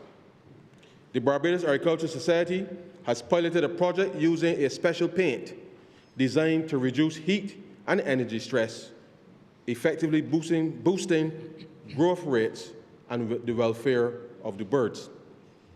I therefore propose that from April 1st, 2026, to introduce a 100% rebate on the cost up to a maximum of $15,000 for small farmers to participate over the next 2 years. After this initial 2-year period, the rebate will be 50%, up to a maximum, sir, available every 3 years. Mr. Speaker, also in an effort to help farmers address the challenge of prairie larceny, the government moved to incentivize the use of security cameras and other security equipment. Currently, a one-time rebate of 50% of the cost, up to a maximum of $10,000, is provided for an approved farm security system to protect against prairie larceny. I now propose that with effect from April 1st, 2026, the threshold for this rebate for farm security, sir, be increased from $10,000 to $15,000. The system may be physical, electrical, electronic, or any other kind, which does not breach the laws of Barbados and meets the requirements of the Ministry of Agriculture. This proposal will further support by the implementation of the Protection of Products Act 2022. The Ministry will also be engaging with the Barbados Police Service to further cooperation on this matter and is set to roll out an aggressive campaign to educate consumers and households. Since the pandemic, when we were in lockdown, sir, Bajans have shifted to online shopping, which seems not to be abating. Given the external environment and the attendant cost of living measures, sir, I propose that with effect from April 1st, 2026, goods landed in Barbados for personal use, delivered via registered courier and postal shipments, will be as follows.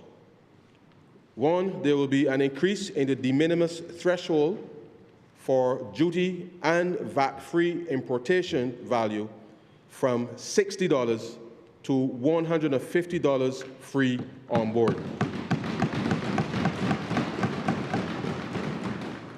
Goods valued between $150.01, sir, and $199.99, sir, will be free on board, duty-free, but VAT will apply.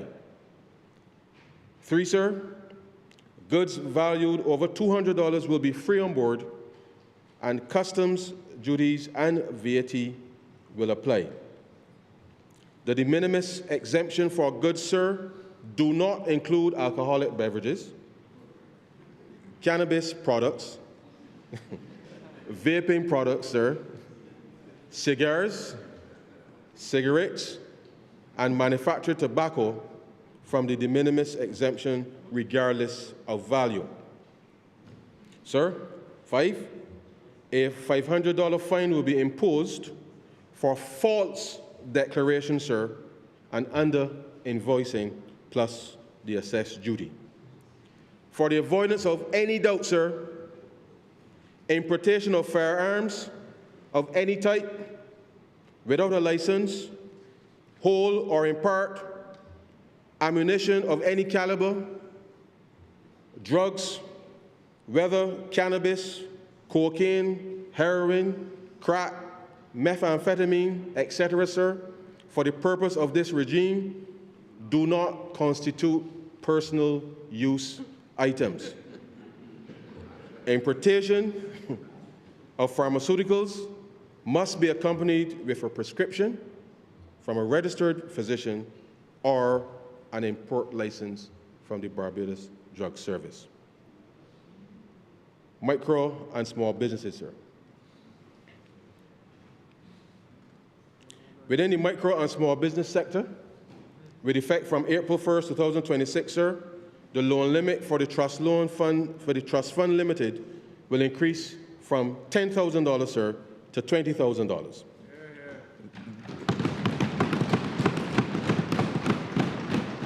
This will provide greater access to financing, sir, for those enterprises to further enhance their credit history as they continue growing their businesses. Additionally, to further ease the administrative burden on the small business sector, with effect from October 1st, 2026, sir, I propose to increase the VAT registration threshold for small businesses from $200,000, sir, to $350,000, sir. The Ministry of Energy, Business and Consumer Affairs, sir, will establish the legal framework for a collateral registry, which will allow more businesses without fixed assets greater access to financing. To further assist the small business sector with greater access to financing, sir, the Ministry of Finance will also establish a factoring facility capitalized at $3 million to provide small businesses with greater access to working capital financing. The Ministry of Finance will engage the Central Bank of Barbados on the administrative arrangements for hosting the facility, with details to be confirmed and communicated to the small business sector in short order. The Small Business Association, sir, will also assist here with the promotion and oversight of the facility to ensure small businesses utilize the facility as intended. Mr. Speaker, as it relates to credit unions, the drafting of deposit insurance legislation is at an advanced stage, which I hope, sir, to be able to debate in this chamber before the end of May. I take this opportunity, sir, to reiterate government's commitment to enact this legislation for credit unions and the commitment of $1.2 million to initially capitalize the fund, sir. Within tourism, sir, there are properties who were granted concessions under the Tourism Development Act for 15 years, which are about to expire, and there are no legal provisions in place for extension. Representation has been made to the Ministry of Finance on this matter through the Minister of Tourism, as well as the Barbados Hotel and Tourism Association. Taking the impact of the COVID-19 pandemic during 2020 to 2022 on the sector and the economy, I propose that with effect from April 1st, 2026, that all tourism properties with concessions issued under the Tourism Development Act on or after January 1st, 2005 will be granted an automatic 3-year extension to their concession agreement. Properties with concession issued on or after April 1st, 2020 are not eligible for the automatic extension. Also, sir, with effect from July 1st, 2026, rental car companies will be designated as an eligible tourism service provider under Section 3.2 of the Tourism Levy Act, subject to criteria such as VAT registration, national insurance, as well as tax compliance, vehicle licensing and inspection, routine maintenance schedules, and receipt of at least 60% of revenue originating from foreign sources and evidence of that being deposited into the banking system. Also, sir, with effect from July 1st, 2026, approved rental car companies will be eligible for duty, excise, and VAT exemption on hybrid and electric vehicles and associated charging infrastructure imported every 5 years to encourage environmental sustainable fleet upgrades. In addition, sir, with effect from July 1st, 2026, value-added tax for eligible car rental companies will be reduced from 17.5%, sir, to 10%, in line with the rest of the tourism industry. Also, with effect from July 1st, sir, stand-alone restaurants will access, sir, duty-free concessions on spirits under Section 15.3 and 4 of the Tourism Development Act, sir.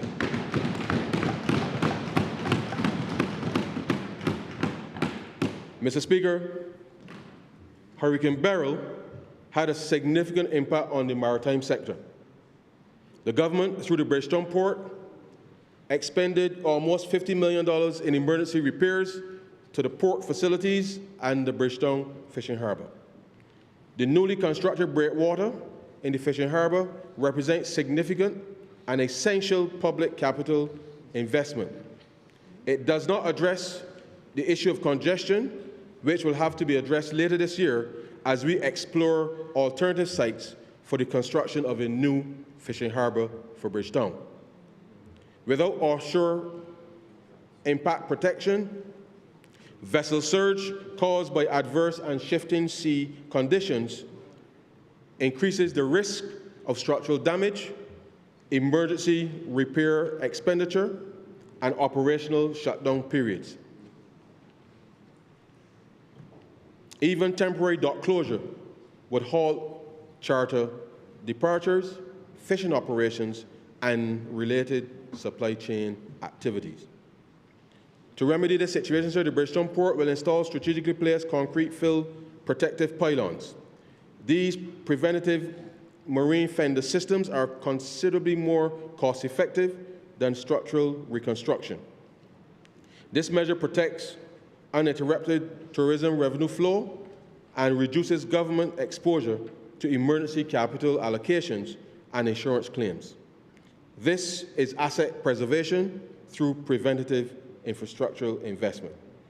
In addition, sir, the port will install marine-grade navigational lighting to enhance safe approach into berths during low visibility and night operation. Night charters, sir, will extend tourism revenue beyond daylight hours, while fishing vessels, sir, which now rely on safe pre-dawn departures and return will also benefit. Improved lighting reduces collision risk, limits liability exposure, and supports the safe expansion of evening tourism activities. It strengthens Barbados' reputation as a professionally managed maritime destination. Safe operation enables, sir, longer revenue windows. Further strengthening and reinforcement of existing dock infrastructure will be undertaken as entertainment and pleasure craft and pleasure vehicles carry substantial passenger volumes per departure. Mooring strain during surge conditions places stress on the bollards, cleats, and concrete structures. These upgrades in reinforcement prevent litigation exposure, sir, protect the tourism reputation of the country, and ensure operational continuity during peak cruise and holiday seasons. Infrastructure upgrades must match, sir, the economic demand placed upon it. And lastly, improved lighting of the car park and environs is good for business in general, sir. Evening charters increases visitor spending and economic activity. Inadequate lighting creates security risks, reduce customer confidence, and may contribute to higher insurance premiums. The Bridgetown Port, sir, will work with the Barbados Tourism Investment, Inc. to enhance the lighting across the maritime facilities, which not only improves visitor safety perception, but encourages extended evening bookings, protects the tourism brand, and supports employment retention within the sector. In 2023, 24, and 25, sir, the arrivals from CARICOM were 88,524, 92,706, and 98,336 passengers, respectively. This increase is attributed to the enhanced airlift from Caribbean Airlines, Winair, and Inter-Caribbean Airways, bolstered by the reduction in the airport service charge. Given the success of this program in incentivizing regional travel to Barbados, I propose that with effect from July 1st, 2026 to June 30th, 2027, that the air travel and tourism development fee for regional passengers will be reduced from US $35 to US $20, sir. This will cost approximately, sir, $2.8 million. And lastly, sir, in this section, we will establish, sir, a national commission and a national competitiveness and productivity commission, which will be co-chaired by Tricia Tannis and Tony Moore. Its mandate will be to review the competitiveness of the Barbados economy in accordance with BERT 3.0. This will inevitably include competitiveness of our tourism sector, which still remains the mainstay of our economy, and for which there has been no serious analysis since the COVID-19 pandemic decimated the industry. We expect the Commission to recommend how best to keep the issues of competitiveness and productivity uppermost in Bajan's minds and behavior, as no one owes us a living. They will make recommendations to the government and social partnership on further reforms to be undertaken to unlock investment, create jobs, and earn or save foreign exchange. Beneficial ownership, sir. Mr. Speaker, beneficial ownership refers to the natural persons who ultimately own or control the financial benefits of a company or its assets. Knowledge of the beneficial owner of a company is critical if we are going to increase our corporate transparency and effectively fight money laundering, tax evasion, and financing of terrorism. In several jurisdictions around the world, public registers are being created in order to enable authorities to identify the real people behind complex corporate structures. The beneficial owner is therefore distinct from the legal owner of a company, in that the legal owner is simply the person or entity listed on legal documentation. The Cabinet of Barbados has, during the past week, approved a policy paper which will now enable us to institute in Barbados a beneficial ownership register in order to enable this country to identify the individuals who actually ultimately own or control the corporations and corporate structures registered in Barbados. This process is necessary if we seriously intend to enhance corporate governance in Barbados and to increase accountability, while at the same time making it harder to use shell companies in order to evade taxes or sanctions. The work required to implement this new beneficial ownership framework will be done in phases. The first will be the legal drafting, with the introduction of appropriate sanctions, administrative, pecuniary, and investigative penalties, together with authorization of the sharing of information with domestic and international competent authorities. The second phase will be one of digital implementation, which will require specialized IT systems, architecture, in order to ensure data integrity and on-premise security, ensuring robust protection against cyber intrusions, data breaches, and other threats. After we do this, sir, we will ensure the establishment and authorization of a business compliance unit, which will be established as a filing intermediary for companies who do not fall under a corporate or trust service provider. Among these will include the over 10,000 micro, small, and medium-sized enterprises in Barbados.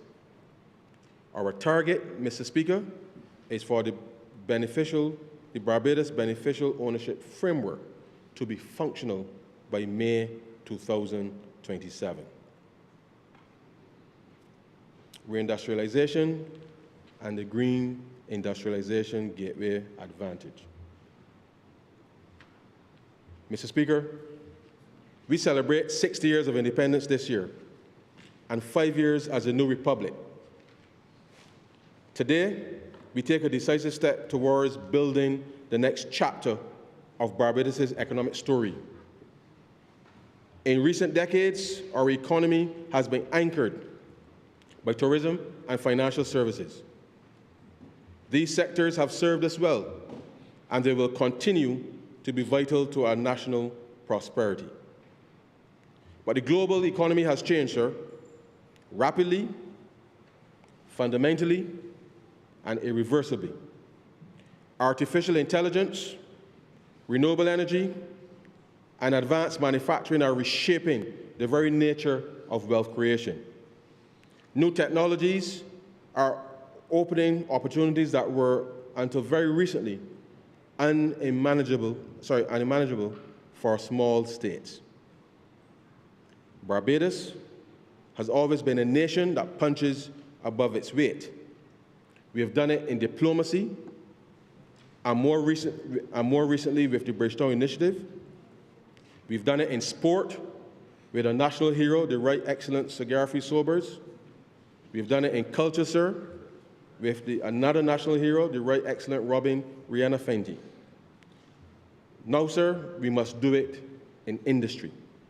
It is with this conviction that the government of Barbados announces the launch of a new national program, the Green Industrialization Gateway Advantage, otherwise known as GIGA. The GIGA strategy, led by Export Barbados, will reposition Barbados as a hub for advanced manufacturing and agro-processing, artificial intelligence infrastructure, life sciences, and global digital services. It is the government's plan to develop new industries such as manufacturing, advanced manufacturing, technology, and agro-processing to strengthen and diversify the Barbadian economy. Simply put, it is about building a new engine for economic growth. It will organize Barbados into 4 interconnected industrial corridors, stretching from the north of the island to the south, from the Atlantic coast to the Caribbean Sea, and anchored by 6 specialized industrial zones.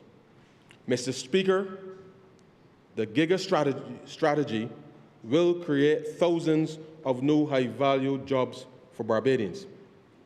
It will expand our export earnings from about US $700 million today to a projected $4 to $6 billion annually within a decade.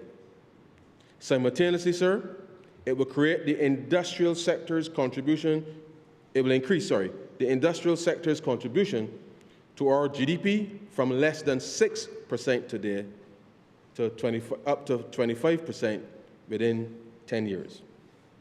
These are not aspirations, sir. They are targets, grounding in existing infrastructure, identified investment pipelines, and the proven capacity of the Barbadian people. Through the Giga strategy, Barbados will become the green industrial gateway of the Atlantic. Economic Growth and Diversification Fund, sir. Mr. Speaker, every year, the amount of revenue foregone through concessions has reached $850 million compared to just over $500 million in 2018 when we assumed office. Part of this story, sir, is related to government's expanded Capital Works program and a significant increase in both foreign direct investment and local investment, further driving capital formation in the country. If you doubt me, sir, look at the number of cranes all across Barbados, from the West Coast, sir, to the South Coast, and right here in Bridgetown, sir. All signs of increased investor confidence. Having said that, sir, it is absolutely imperative that we work to expand our tax base and to further diversify our economy. That is why last year, sir, we created the Economic Growth and Diversification Fund. We have allocated $75 million for fiscal year 2026-27 to achieve said objective. But this is likely to increase given the new way of doing business. Adapting our approach and being more purpose-driven will turn out to be more cost-effective in the end, as it is less than 10% of what we are already foregoing in revenue on an annual basis. Part of the strategy for diversification, sir, is to kickstart the film industry. Remember, sir, I said part. We believe this shift will provide significant returns for the local creative sector as we unlock opportunities that would not ordinarily come to Barbados at scale. I will come back to that shortly, sir.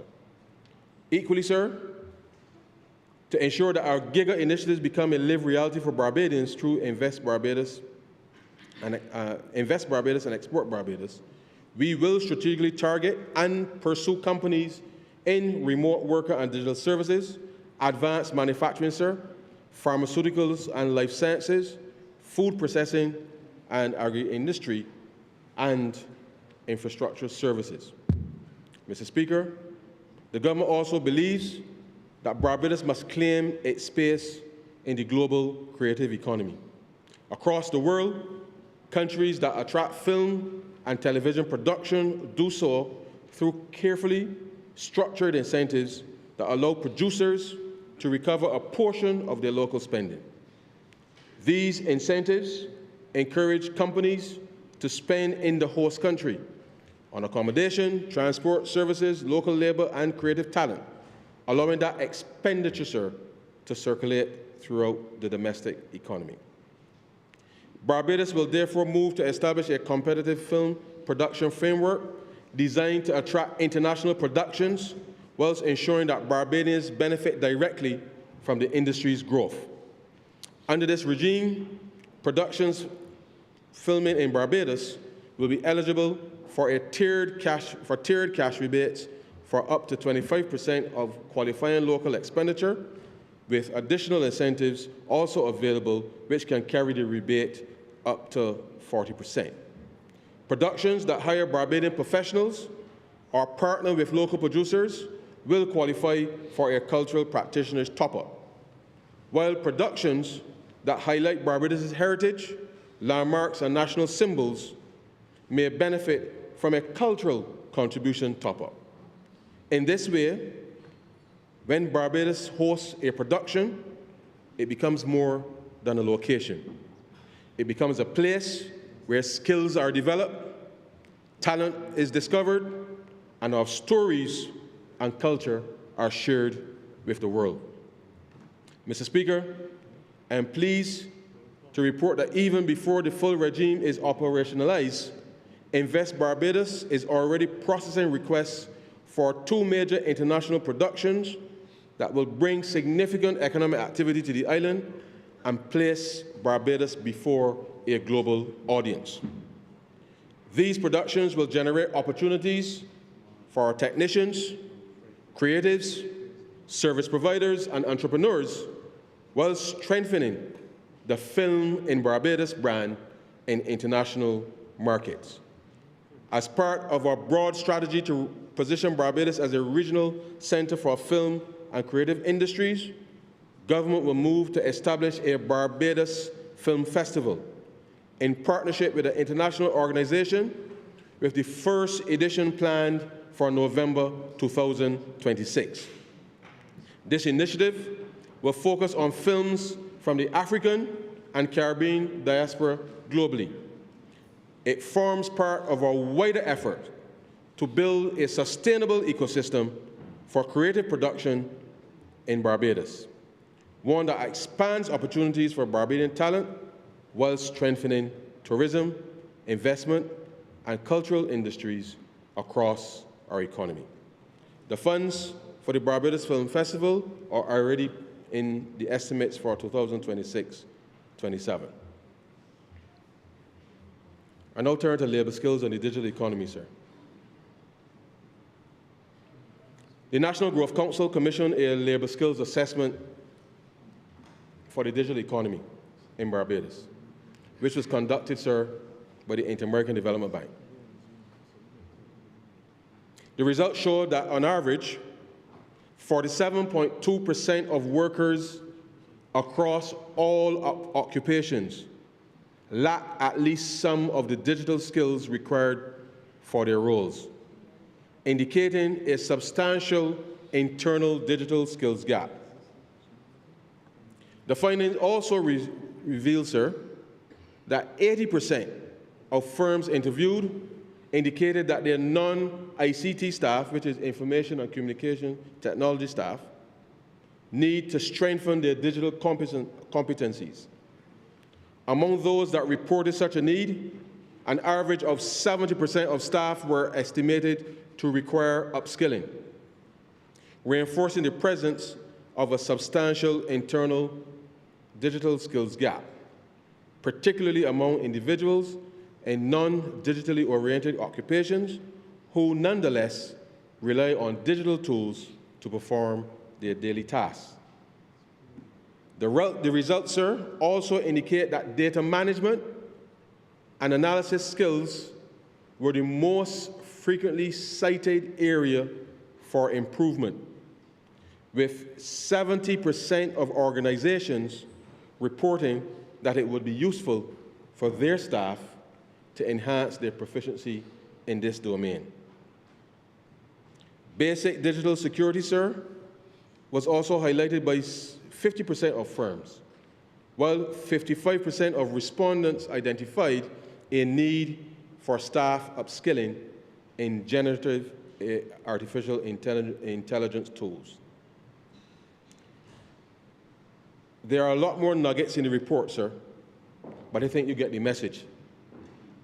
Mr. Speaker, I lay the report, the Barbados Labor Skills and Assessment for the Digital Economy, in Parliament for all to read and digest.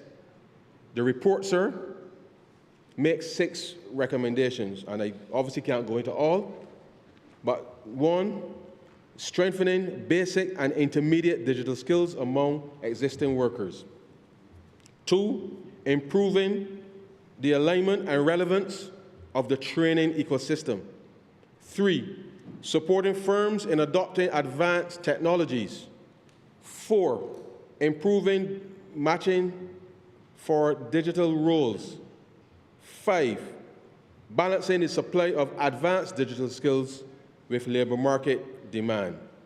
And 6, sir, building digital foundations for future generations. Time does not permit me to go into all of the details, sir, but this is just as important to the future of this country as we are pursuing the building of climate resilience.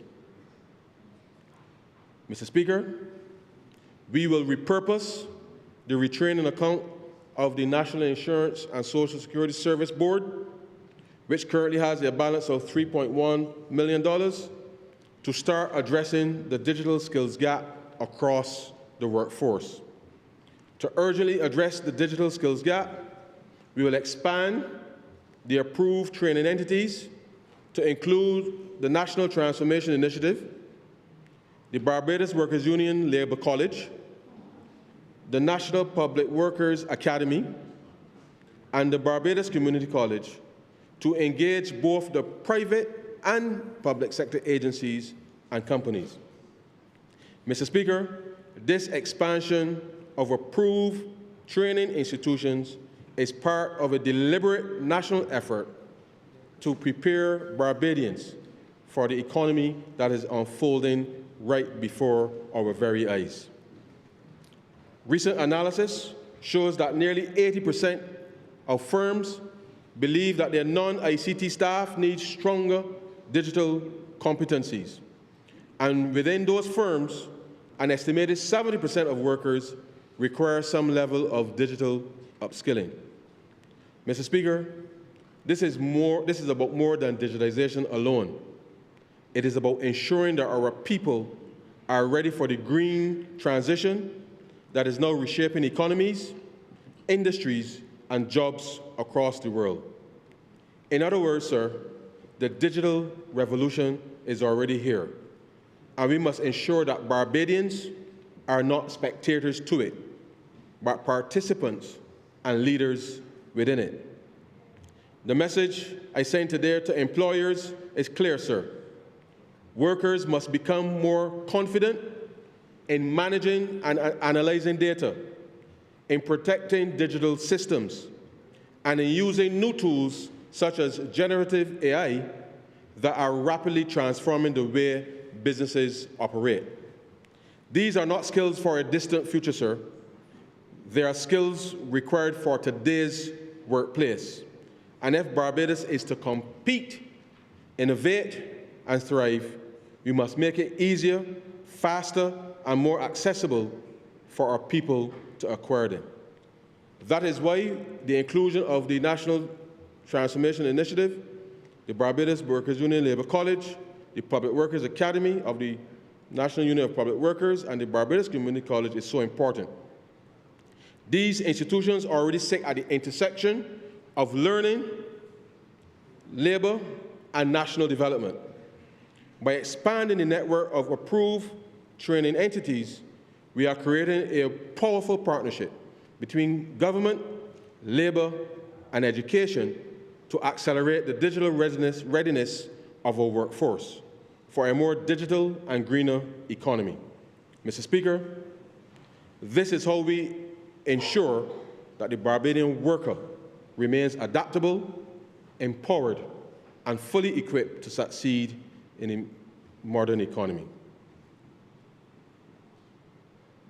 To help support this effort, sir, I propose that with effect from income year 2026, an extension of the 100% tax credit to businesses for digitization and business process reengineering for a period of 2 years. We will provide access, sir, to the retraining account from which we will contribute 75% of the cost of training and ask employers to contribute the remaining 25%, sir. Mr. Speaker, Nelson Mandela once said, "It always seems impossible until it is done." Barbados is on a mission, sir. Let us get it done. Revitalization of Bridgetown, sir. Mr. Speaker, no matter where you go in the world, one's capital city is an expression of its culture. When we took office in 2018, the conditions in Bridgetown had deteriorated to a point, sir, where there was little or no investment taking place in the city. We felt that if we were going to successfully execute the BERT program, sir, that Bridgetown had to be revitalized and recapitalized in order to demonstrate how urban regeneration can work in a small island developing state like Barbados. Bridgetown.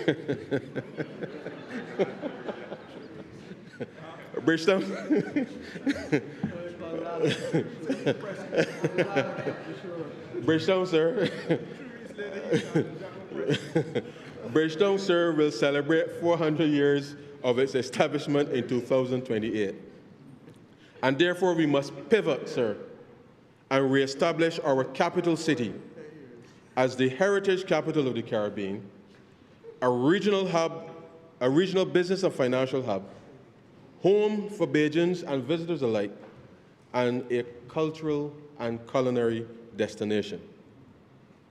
Mr. Speaker, let me remind the country that we didn't just wake up this morning to decide that we needed to do this strategic redirection.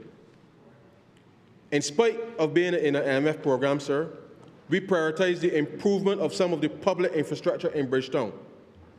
We started with the demolition of the old NAS building, sir, and replaced it with the resplendent Golden Square Park to celebrate.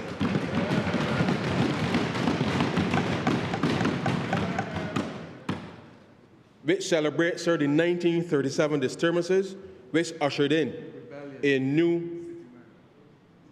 1937 rebellion. Let me rephrase, sir.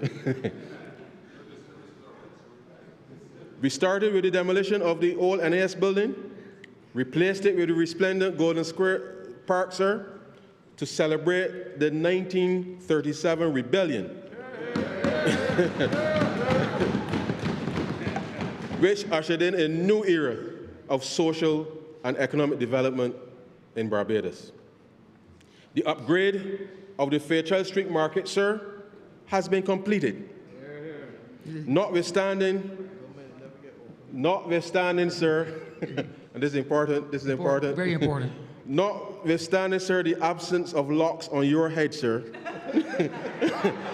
I know, sir, that you will be extremely happy to know that the government has almost finished the upgrade of the Temple Yard facility, sir.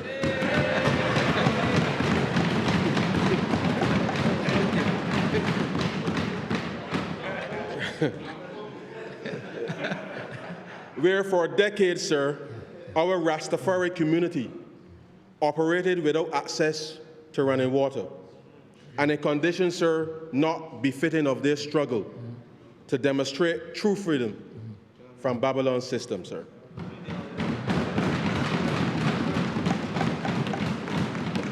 In addition, the government has sourced financing, sir, from the Saudi Fund for Development to accelerate the urban regeneration program, sir.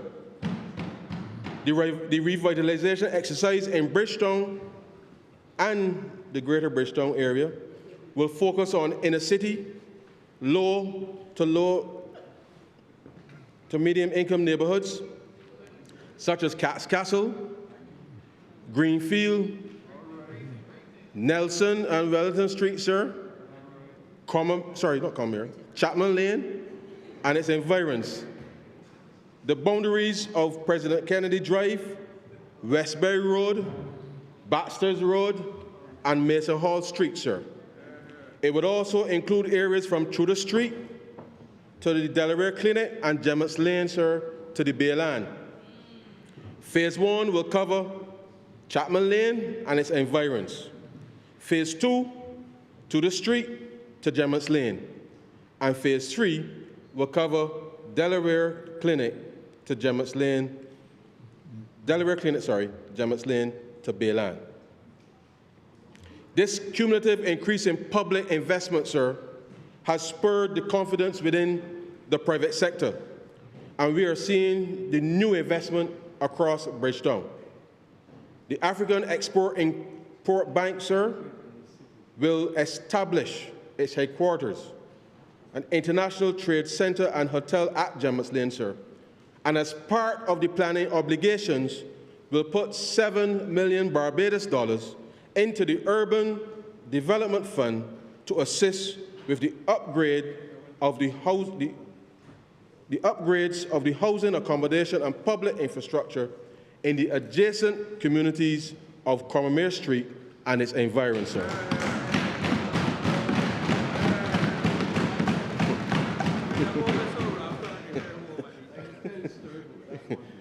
One day. Mr. Speaker, this is what making a better life for your people look like, sir. In addition, the government, through the Prime Minister's Office, Economic Affairs and Investment Ministry, sir, and the Member of Parliament for Bridgetown, will work with the Barbados Chamber of Commerce and Industry and other stakeholders to establish a public-private partnership agency to oversee the revitalization of Bridgetown efforts, sir. Traffic congestion, sir. Mr. Speaker, Barbadians must come to grips with the fact that poor decision-making and lack of foresight continues to cost our citizens dearly. Under the late Tom Adams, sir, when the now ABC Highway was conceptualized to connect the airport to the seaport and to act as a primary artery bypassing the greater Bridgetown area and built, it was originally supposed to have been 4 lanes, sir, with construction beginning in the mid-80s. The government changed in 1986, sir, and by the time the highway was completed in 1989, the ABC Highway ended up with some sections having 4 lanes, but a large section only having 2 lanes, sir. Fast forward almost 20 years, sir, and faced with what we thought was traffic congestion then, the late OIN officer in 2006 commenced the expansion of the highway with proposed flyovers as part of the traffic solution. Work started, sir. Things were going as planned. The government changed in 2008, and everything got cat's-paddled, sir, by the late Prime Minister David Thompson, who fired the contractors on this very floor of Parliament. Some might view this, sir, as good politics, but Bajans, sir, have paid a heavy price for it. A little over $20 million have already been paid out in damages, and today, no alternative solution was put in place. And the traffic, sir, is choking us everywhere we turn. Mr. Speaker, it is now 2026. And it is my hope that Barbadians will take note and realize that one party has always been planning ahead. Whether it is Tom, OIN, or Mia, that has always been the philosophy of the Barbados Labour Party, planning ahead.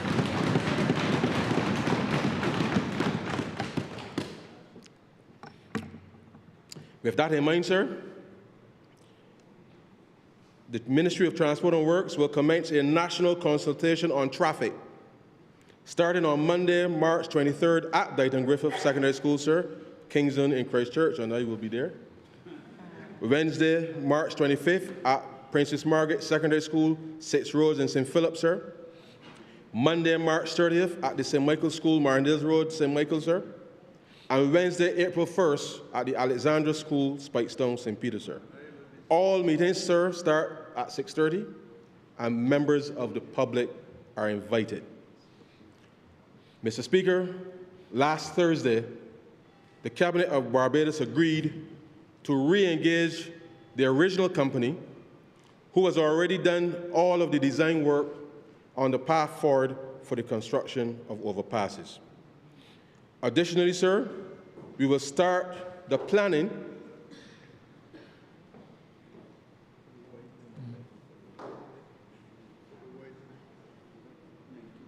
No. Yeah, I got it. Additionally, sir, we will start the planning for the widening of Highway 2A and other parts of the ABC Highway. Had we executed on the original specifications and timelines, Barbados in 2026 will be having a different conversation, sir, about traffic. Without having to do work today that should have been completed 40 years ago and 20 years ago, respectively. And don't forget, sir, the significant increase in associated costs of executing those works in today's money compared to previous periods. Mr. Speaker, I really hope we will solve the problem this time and that someone else in 20 years' time would not be here lamenting what I just described.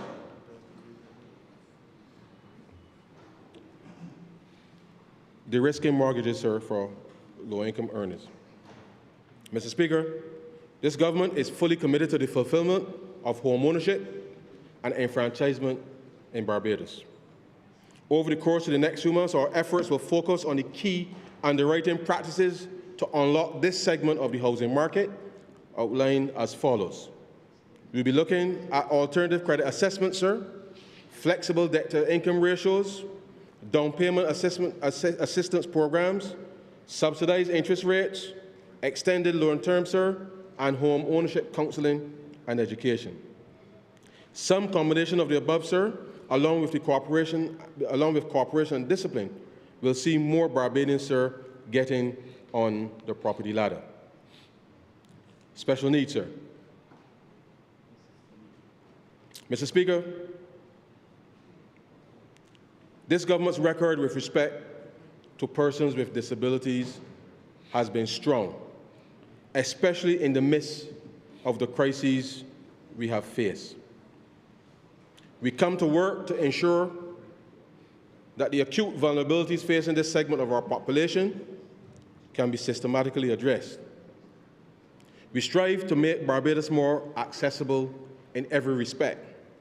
And to that end, in the coming financial year, the Ministry of Transport and Works will implement a pilot accessible Bridgetown corridor, designed specially to improve mobility and independence for persons with disabilities, establishing a fully accessible pedestrian pathway linking key sections of the city from Alcipian Roundabout through Prescott Boulevard, Lower Broad Street, and Bridge Street, with extensions into adjoining corridors, sir. This project will rehabilitate sidewalks, install curb ramps, tactile paving, and accessible crossings, and remove the physical barriers that currently prevent many persons with disabilities from moving safely through the capital. This initiative, sir, reflects the government's firm commitment to building a Barbados in which every citizen can move with dignity and independence. Too often, persons with disabilities are effectively excluded from our public spaces by infrastructure that was never designed with them in mind. This pilot, sir, will establish modern accessibility standards for Bridgetown and create a model that can be expanded across the country. At an estimated cost of $600,000, sir, this investment affirms a simple but powerful principle. A modern Barbados must be accessible to all of its people, sir.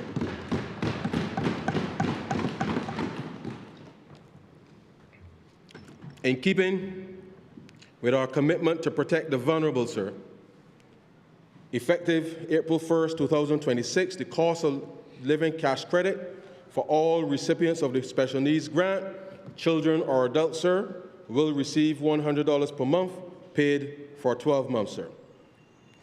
I turn now, sir, to the Special Needs Trust Framework. Mr. Speaker, as the father of an autistic son, I can tell you the one thing parents of children with special needs fear is what will happen to our children when we inevitably pass. It is a gripping emotion, and as I celebrate, as I approach my 50th birthday, sir, in a few weeks, God willing, it has become even more front of mind. Individuals with special needs require exceptional treatment, sir, and care. And as such, this government's focus on mitigating these vulnerabilities will remain at the core of our policy response. Families caring for persons with disabilities often face significant financial challenges, including long-term medical and therapy costs, specialized housing and caregiving needs, and uncertainty about financial support after the death of parents or guardians. Currently, Barbados law allows trusts to be established. However, there is no specific statutory regime governing trusts created for disabled beneficiaries, particularly with respect to taxation of trust income and distribution. Although trusts may be created under current legislation, the absence of a specific statutory framework creates several challenges. Uncertainty regarding taxation of the trust income, as well as the lack of clear regulatory standards of such trusts, and limited financial planning options for families. Mr. Speaker, I now propose to introduce a special needs trust framework in Barbados effective April 1st, 2026, that will allow families to set aside assets for the long-term care and financial security of persons with disabilities. The framework would allow parents and guardians to create special need trusts for disabled beneficiaries. It will exempt trust income and distributions used for the care of disabled persons from personal income tax. It will clarify the tax treatment, sir, of trustees administering such trusts and supports the objectives of the National Disability Policy. This reform, sir, will provide long-term financial security for vulnerable citizens whilst having minimal fiscal impact on government's revenue. Adaptive aquatics, sir. Mr. Speaker, this next program is near and dear to my heart because in a small island state like Barbados, sir, swimming is not a luxury skill. It is a life-saving one. We know this as we see the loss of life every summer and are all aware of the low percentages of Barbadians who are actually able to swim. Yet many children, sir, particularly those with disabilities and those from vulnerable communities, do not have structured access to safe, supportive instruction. Equitable access to water safety and aquatic education is critical for all. By introducing an inclusive Learn to Swim and kayaking program with strong supervision and adaptive support, the program ensures that no child is excluded from the confidence, safety, and developmental benefits of the marine environment. The National Sports Council, sir, working with the nonprofit organization All Access Water Sports, will introduce an adaptive aquatics program to facilitate children and adults with disabilities to learn to swim through, in collaboration with the Sports Council, as I said. $450,000 has been allocated to include a summer camp and ongoing water safety training all year. We will also, sir, be providing funding for the National Sports Council in the estimates for the two new Olympic-sized pools in St. Philip and Holetown, which will significantly expand our capacity, sir.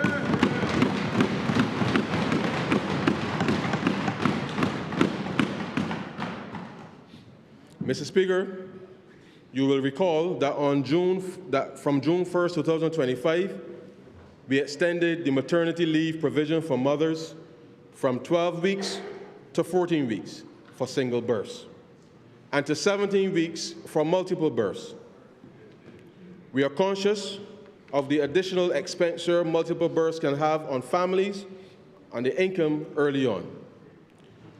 To further assist and strengthen families, sir, I propose to introduce a multiple birth cash grant from April 1st, 2026 to support families of multiple births up to age 5, which will be administered, sir, by the Social Empowerment Agency.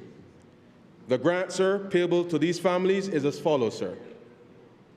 $300 per month, sir, for twins, and $600, sir, per month for triplets and more. Let me repeat. Let me repeat. Let me repeat. The grant payable to the family, sir, is as follows. $300 per month for twins, sir, up to the age 5, and $600 per month for triplets and more up until age 5, sir.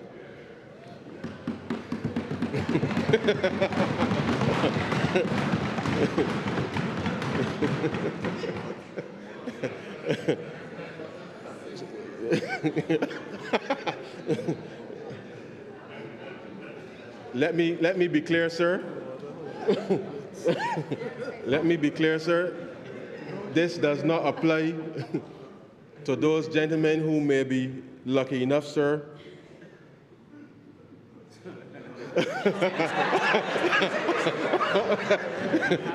Let me pause, sir. Let me move on. Let me move on. Yes.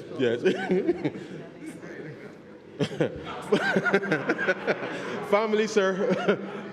Families that currently have twins, triplets, or other multiple births, age less than 5 years old, can apply to receive the grant, sir, from April 1st.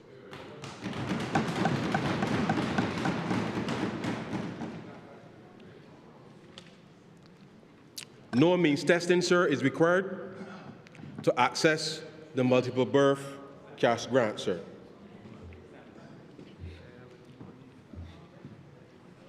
Investing in our future, sir. Mr. Speaker, from the time the Barbados Labour Party was formed as a political organization in 1938, we have been on a singular mission, sir, creating a better life for our people. Lifting people out of poverty has been at the center, sir, of our mandate. Too many families start from zero, generation after generation. A one-time shock, job loss, illness, or a broken roof, for instance, can erase years of progress.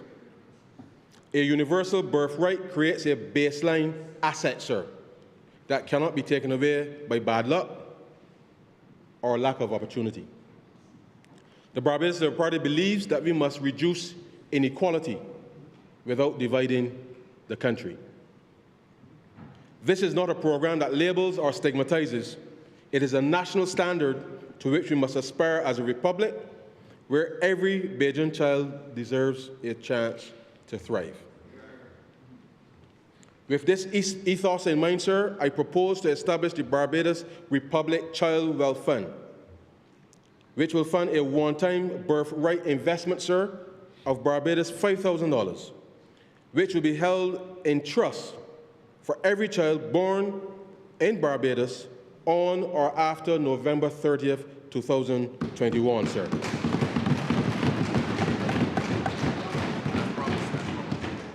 As promised, sir.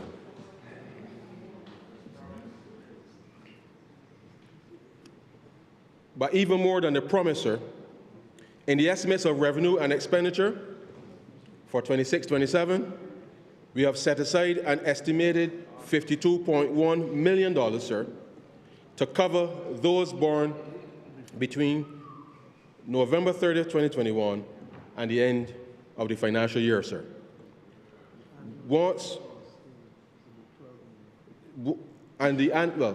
Based on current birth rate, sir, we anticipate that the annual cost moving forward will be somewhere between $10 and $12 million, sir. Once the legislation is passed, these investments, sir, will be treated as statutory in nature. The government will deposit actual money, sir, actual money, cash, into a legally ring-fenced fund to be invested in real assets, bonds, equities, and diversified funds with individual beneficiary accounting. The following eligibility criteria apply, sir. At birth, Barbadian citizenship by birth, or a Barbadian citizen by descent of Barbadian public officials working abroad on behalf of the government of Barbados, or Barbadian citizens by descent of Barbadians who are ordinarily resident in Barbados. The claim ends, sir, continued connection to Barbados with a minimum 10-year residency before the age of 18, or non-resident status for children born abroad of persons working for the government of Barbados, sir. Proceeds will be used to fund education, sir, or other investments related to housing, which will be restricted to Barbados. The legislation, sir, will be introduced later this year, before the 5th anniversary of our republic and the 60th anniversary of independence, to govern the administration of the fund. An independent entity of the government and a single institution or company will administer the Barbados Republic Child Wealth Fund and manage, sir, its investment decisions.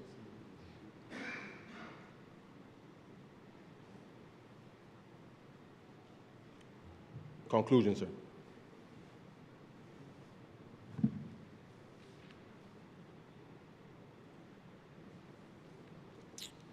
Mr. Speaker, this budget is a product of discipline, of careful thought, and of a government determined to act in the interests of its people. It eases the squeeze where families feel it most. It protects our economy from global shocks. And it prepares Barbados for the opportunities ahead. It is responsive, it is responsible. Much is the actual delivery of promises made in our covenant with the people of Barbados in the recently concluded general election. This is what is necessary for trust in our public spaces to continue to be nurtured and reinforced. Above all, sir, it is rooted in an unshakable belief in the capacity of the Barbadian people to come together under strong leadership to meet any challenge in this turbulent world. For at a time when uncertainty stalks economies, conflict unsettles regions, and the pace of technological change threatens to leave many behind, Barbados has chosen not hesitation, but preparation. And yes, Mr. Speaker, greater will our nation grow as we work together to build the best Barbados possible for Bajans as we approach our Diamond Jubilee as an independent nation and our 5th anniversary as a republic. Before I conclude, sir, let me say two things through you, sir, to the country. During the recent campaign, sir, with your permission, I met a young lady who canvassed with me, sir, 14 years old. And whilst we were canvassing, sir, she introduced herself, and she says she wants to be a lawyer. And after she becomes a lawyer, sir, she says to me that she's going to replace me in Christchurch East Central. And with that challenge, sir, I invited her to speak on the platform in her hometown in Vauxhall, and she did an excellent job of demonstrating why it is important, sir, to invest in the future of Barbados. That young lady's name, sir, is Shamoya. I'm going to give her full name.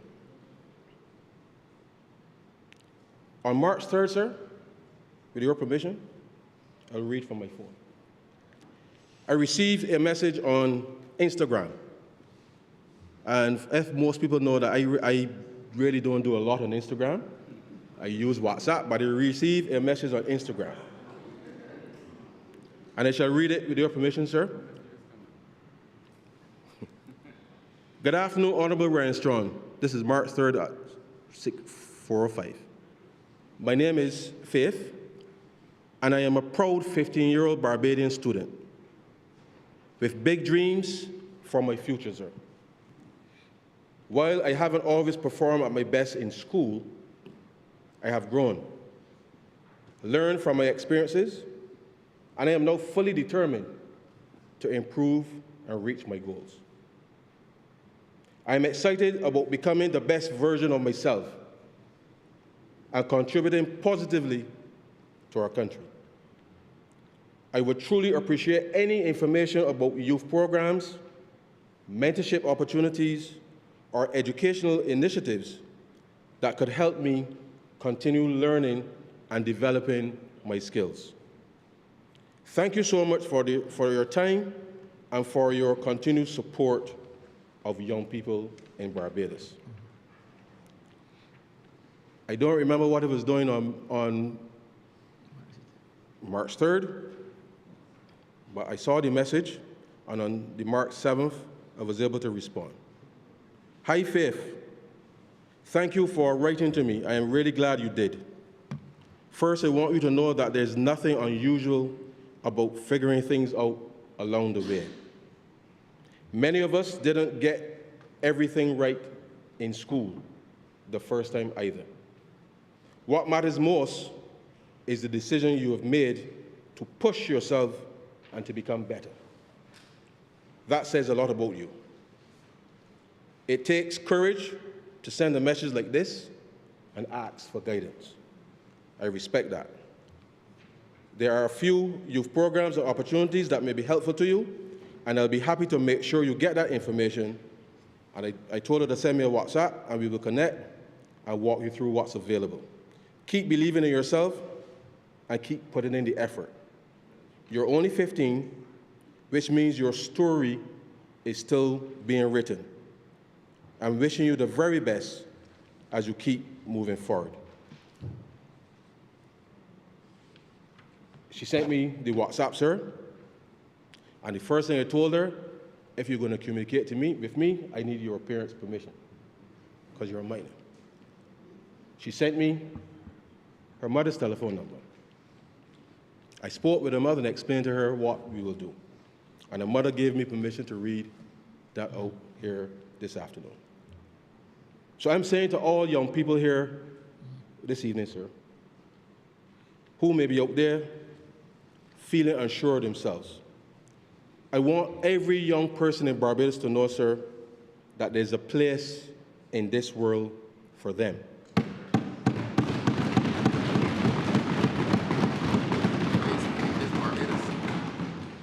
And yes, sir, that place is Barbados, sir. It is not, sir, where you start in life, but once you're prepared to invest in continuous learning and personal development, then you will reap the harvest. In 1989, sir, when I was 14 years old, my first job was as a checkout boy at JG's Wholesale, right opposite Bethel Methodist Church.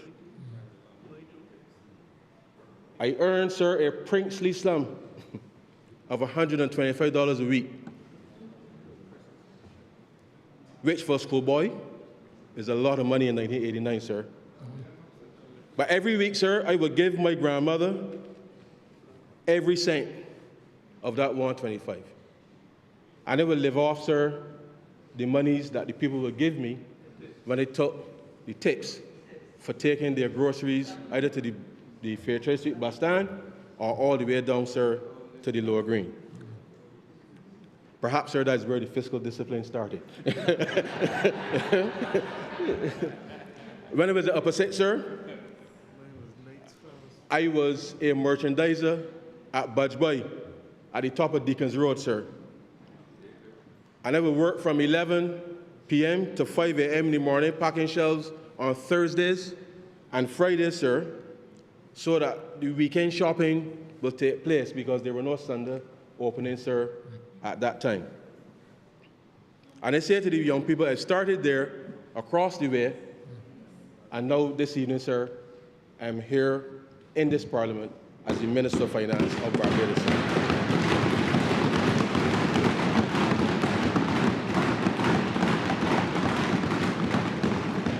So, sir, as I get closer to 50, I have not yet finished writing my own blueprint. And I certainly don't plan to finish here either, sir. But I say to Shamoya and Faith that, and the rest of the young people in this country, sir, that I want you to believe that you can go any part of the world, sir, and walk into any room and change what is happening in that room for the better of Barbados and the world, sir.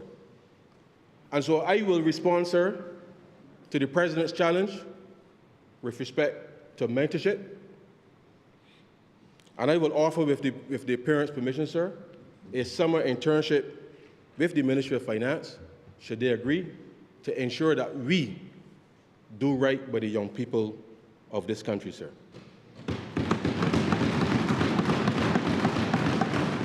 And so I conclude this speech, sir, with a few words from Dr. Martin Luther King. 6 months before he was assassinated, sir, Dr. King spoke to a group of students at Barrett Junior High School, sir, in Philadelphia on October 26, 1967. And this is what he said to them. I want to ask you a question, and that question is, what's your life blueprint? Whenever a building is constructed, you usually have an architect who draws a blueprint, and that blueprint serves as the pattern, as the guide. And a building is not well erected without a good, solid blueprint, sir. Now, each of you is in the process of building the structure of your lives. And the question is whether you will have a proper, a solid, and sound blueprint. I want to suggest some of the things that should be in your life's blueprint. Number one, in your life's blueprint should be a deep belief in your own dignity, your worth, and your own somebodyness. Don't allow anybody to make you feel that you are nobody. Always feel that you count. Always feel that you have worth. And always feel that your life has ultimate significance. Secondly, in your life's blueprint, you must have as the basic principle the determination to achieve excellence in your various fields of endeavor. You're going to be deciding as the days and as the years unfold what you will do in life, what your life's work will be. Set out to do it well. And I say to you, my young friends, doors are opening to you, doors of opportunity that were not open to your mothers and your fathers. And the great challenge facing you is to be ready to face these doors as they open. Ralph Waldo Emerson, the great essayist, said in a lecture in 1871, if a man can write a better book or preach a better sermon or make a better mousetrap than his neighbor, even if he builds his house in the woods, the world will make a beaten path to his door. This hasn't always been true, but it will become increasingly true. And so I would urge you to study hard, to burn the midnight oil. I would say to you, don't drop out of school. I understand all the sociological reasons, but I urge you that in spite of your economic plight, in spite of your situation that you're forced to live in, stay in school and continue learning. And when you discover what you will be in life, set out to do it as if God Almighty called you at that particular moment in history to do it. Don't just set out to do a good job. Set out to do such a job that the living, the dead, or the unborn couldn't do it any better. If it falls your lot to be a street sweeper, sweep streets like Michelangelo's painted pictures. Sweep streets like Beethoven composed music, sir. Sweep streets like Leontine Price sings before the Metropolitan Opera. Sweep streets like Shakespeare wrote poetry. Sweep streets so well that all the hosts of heaven and earth will have to pause and say, here live a great street sweeper who swept his job well. If you can't be a pine at the top of the hill, be a shrub in the valley. Be the best little shrub on the side of the hill. Be a bush if you can't be a tree. If you can't be a highway, just be a trail. If you can't be a sun, be a star. For it isn't by size that you win or fail. Be the best of whatever you are. If you can't fly, run. If you can't run, walk. If you can't walk, crawl. But by all means, sir, keep moving. May God continue to bless Barbados. And Mr. Speaker, with those few words, sir, I'm obliged to you.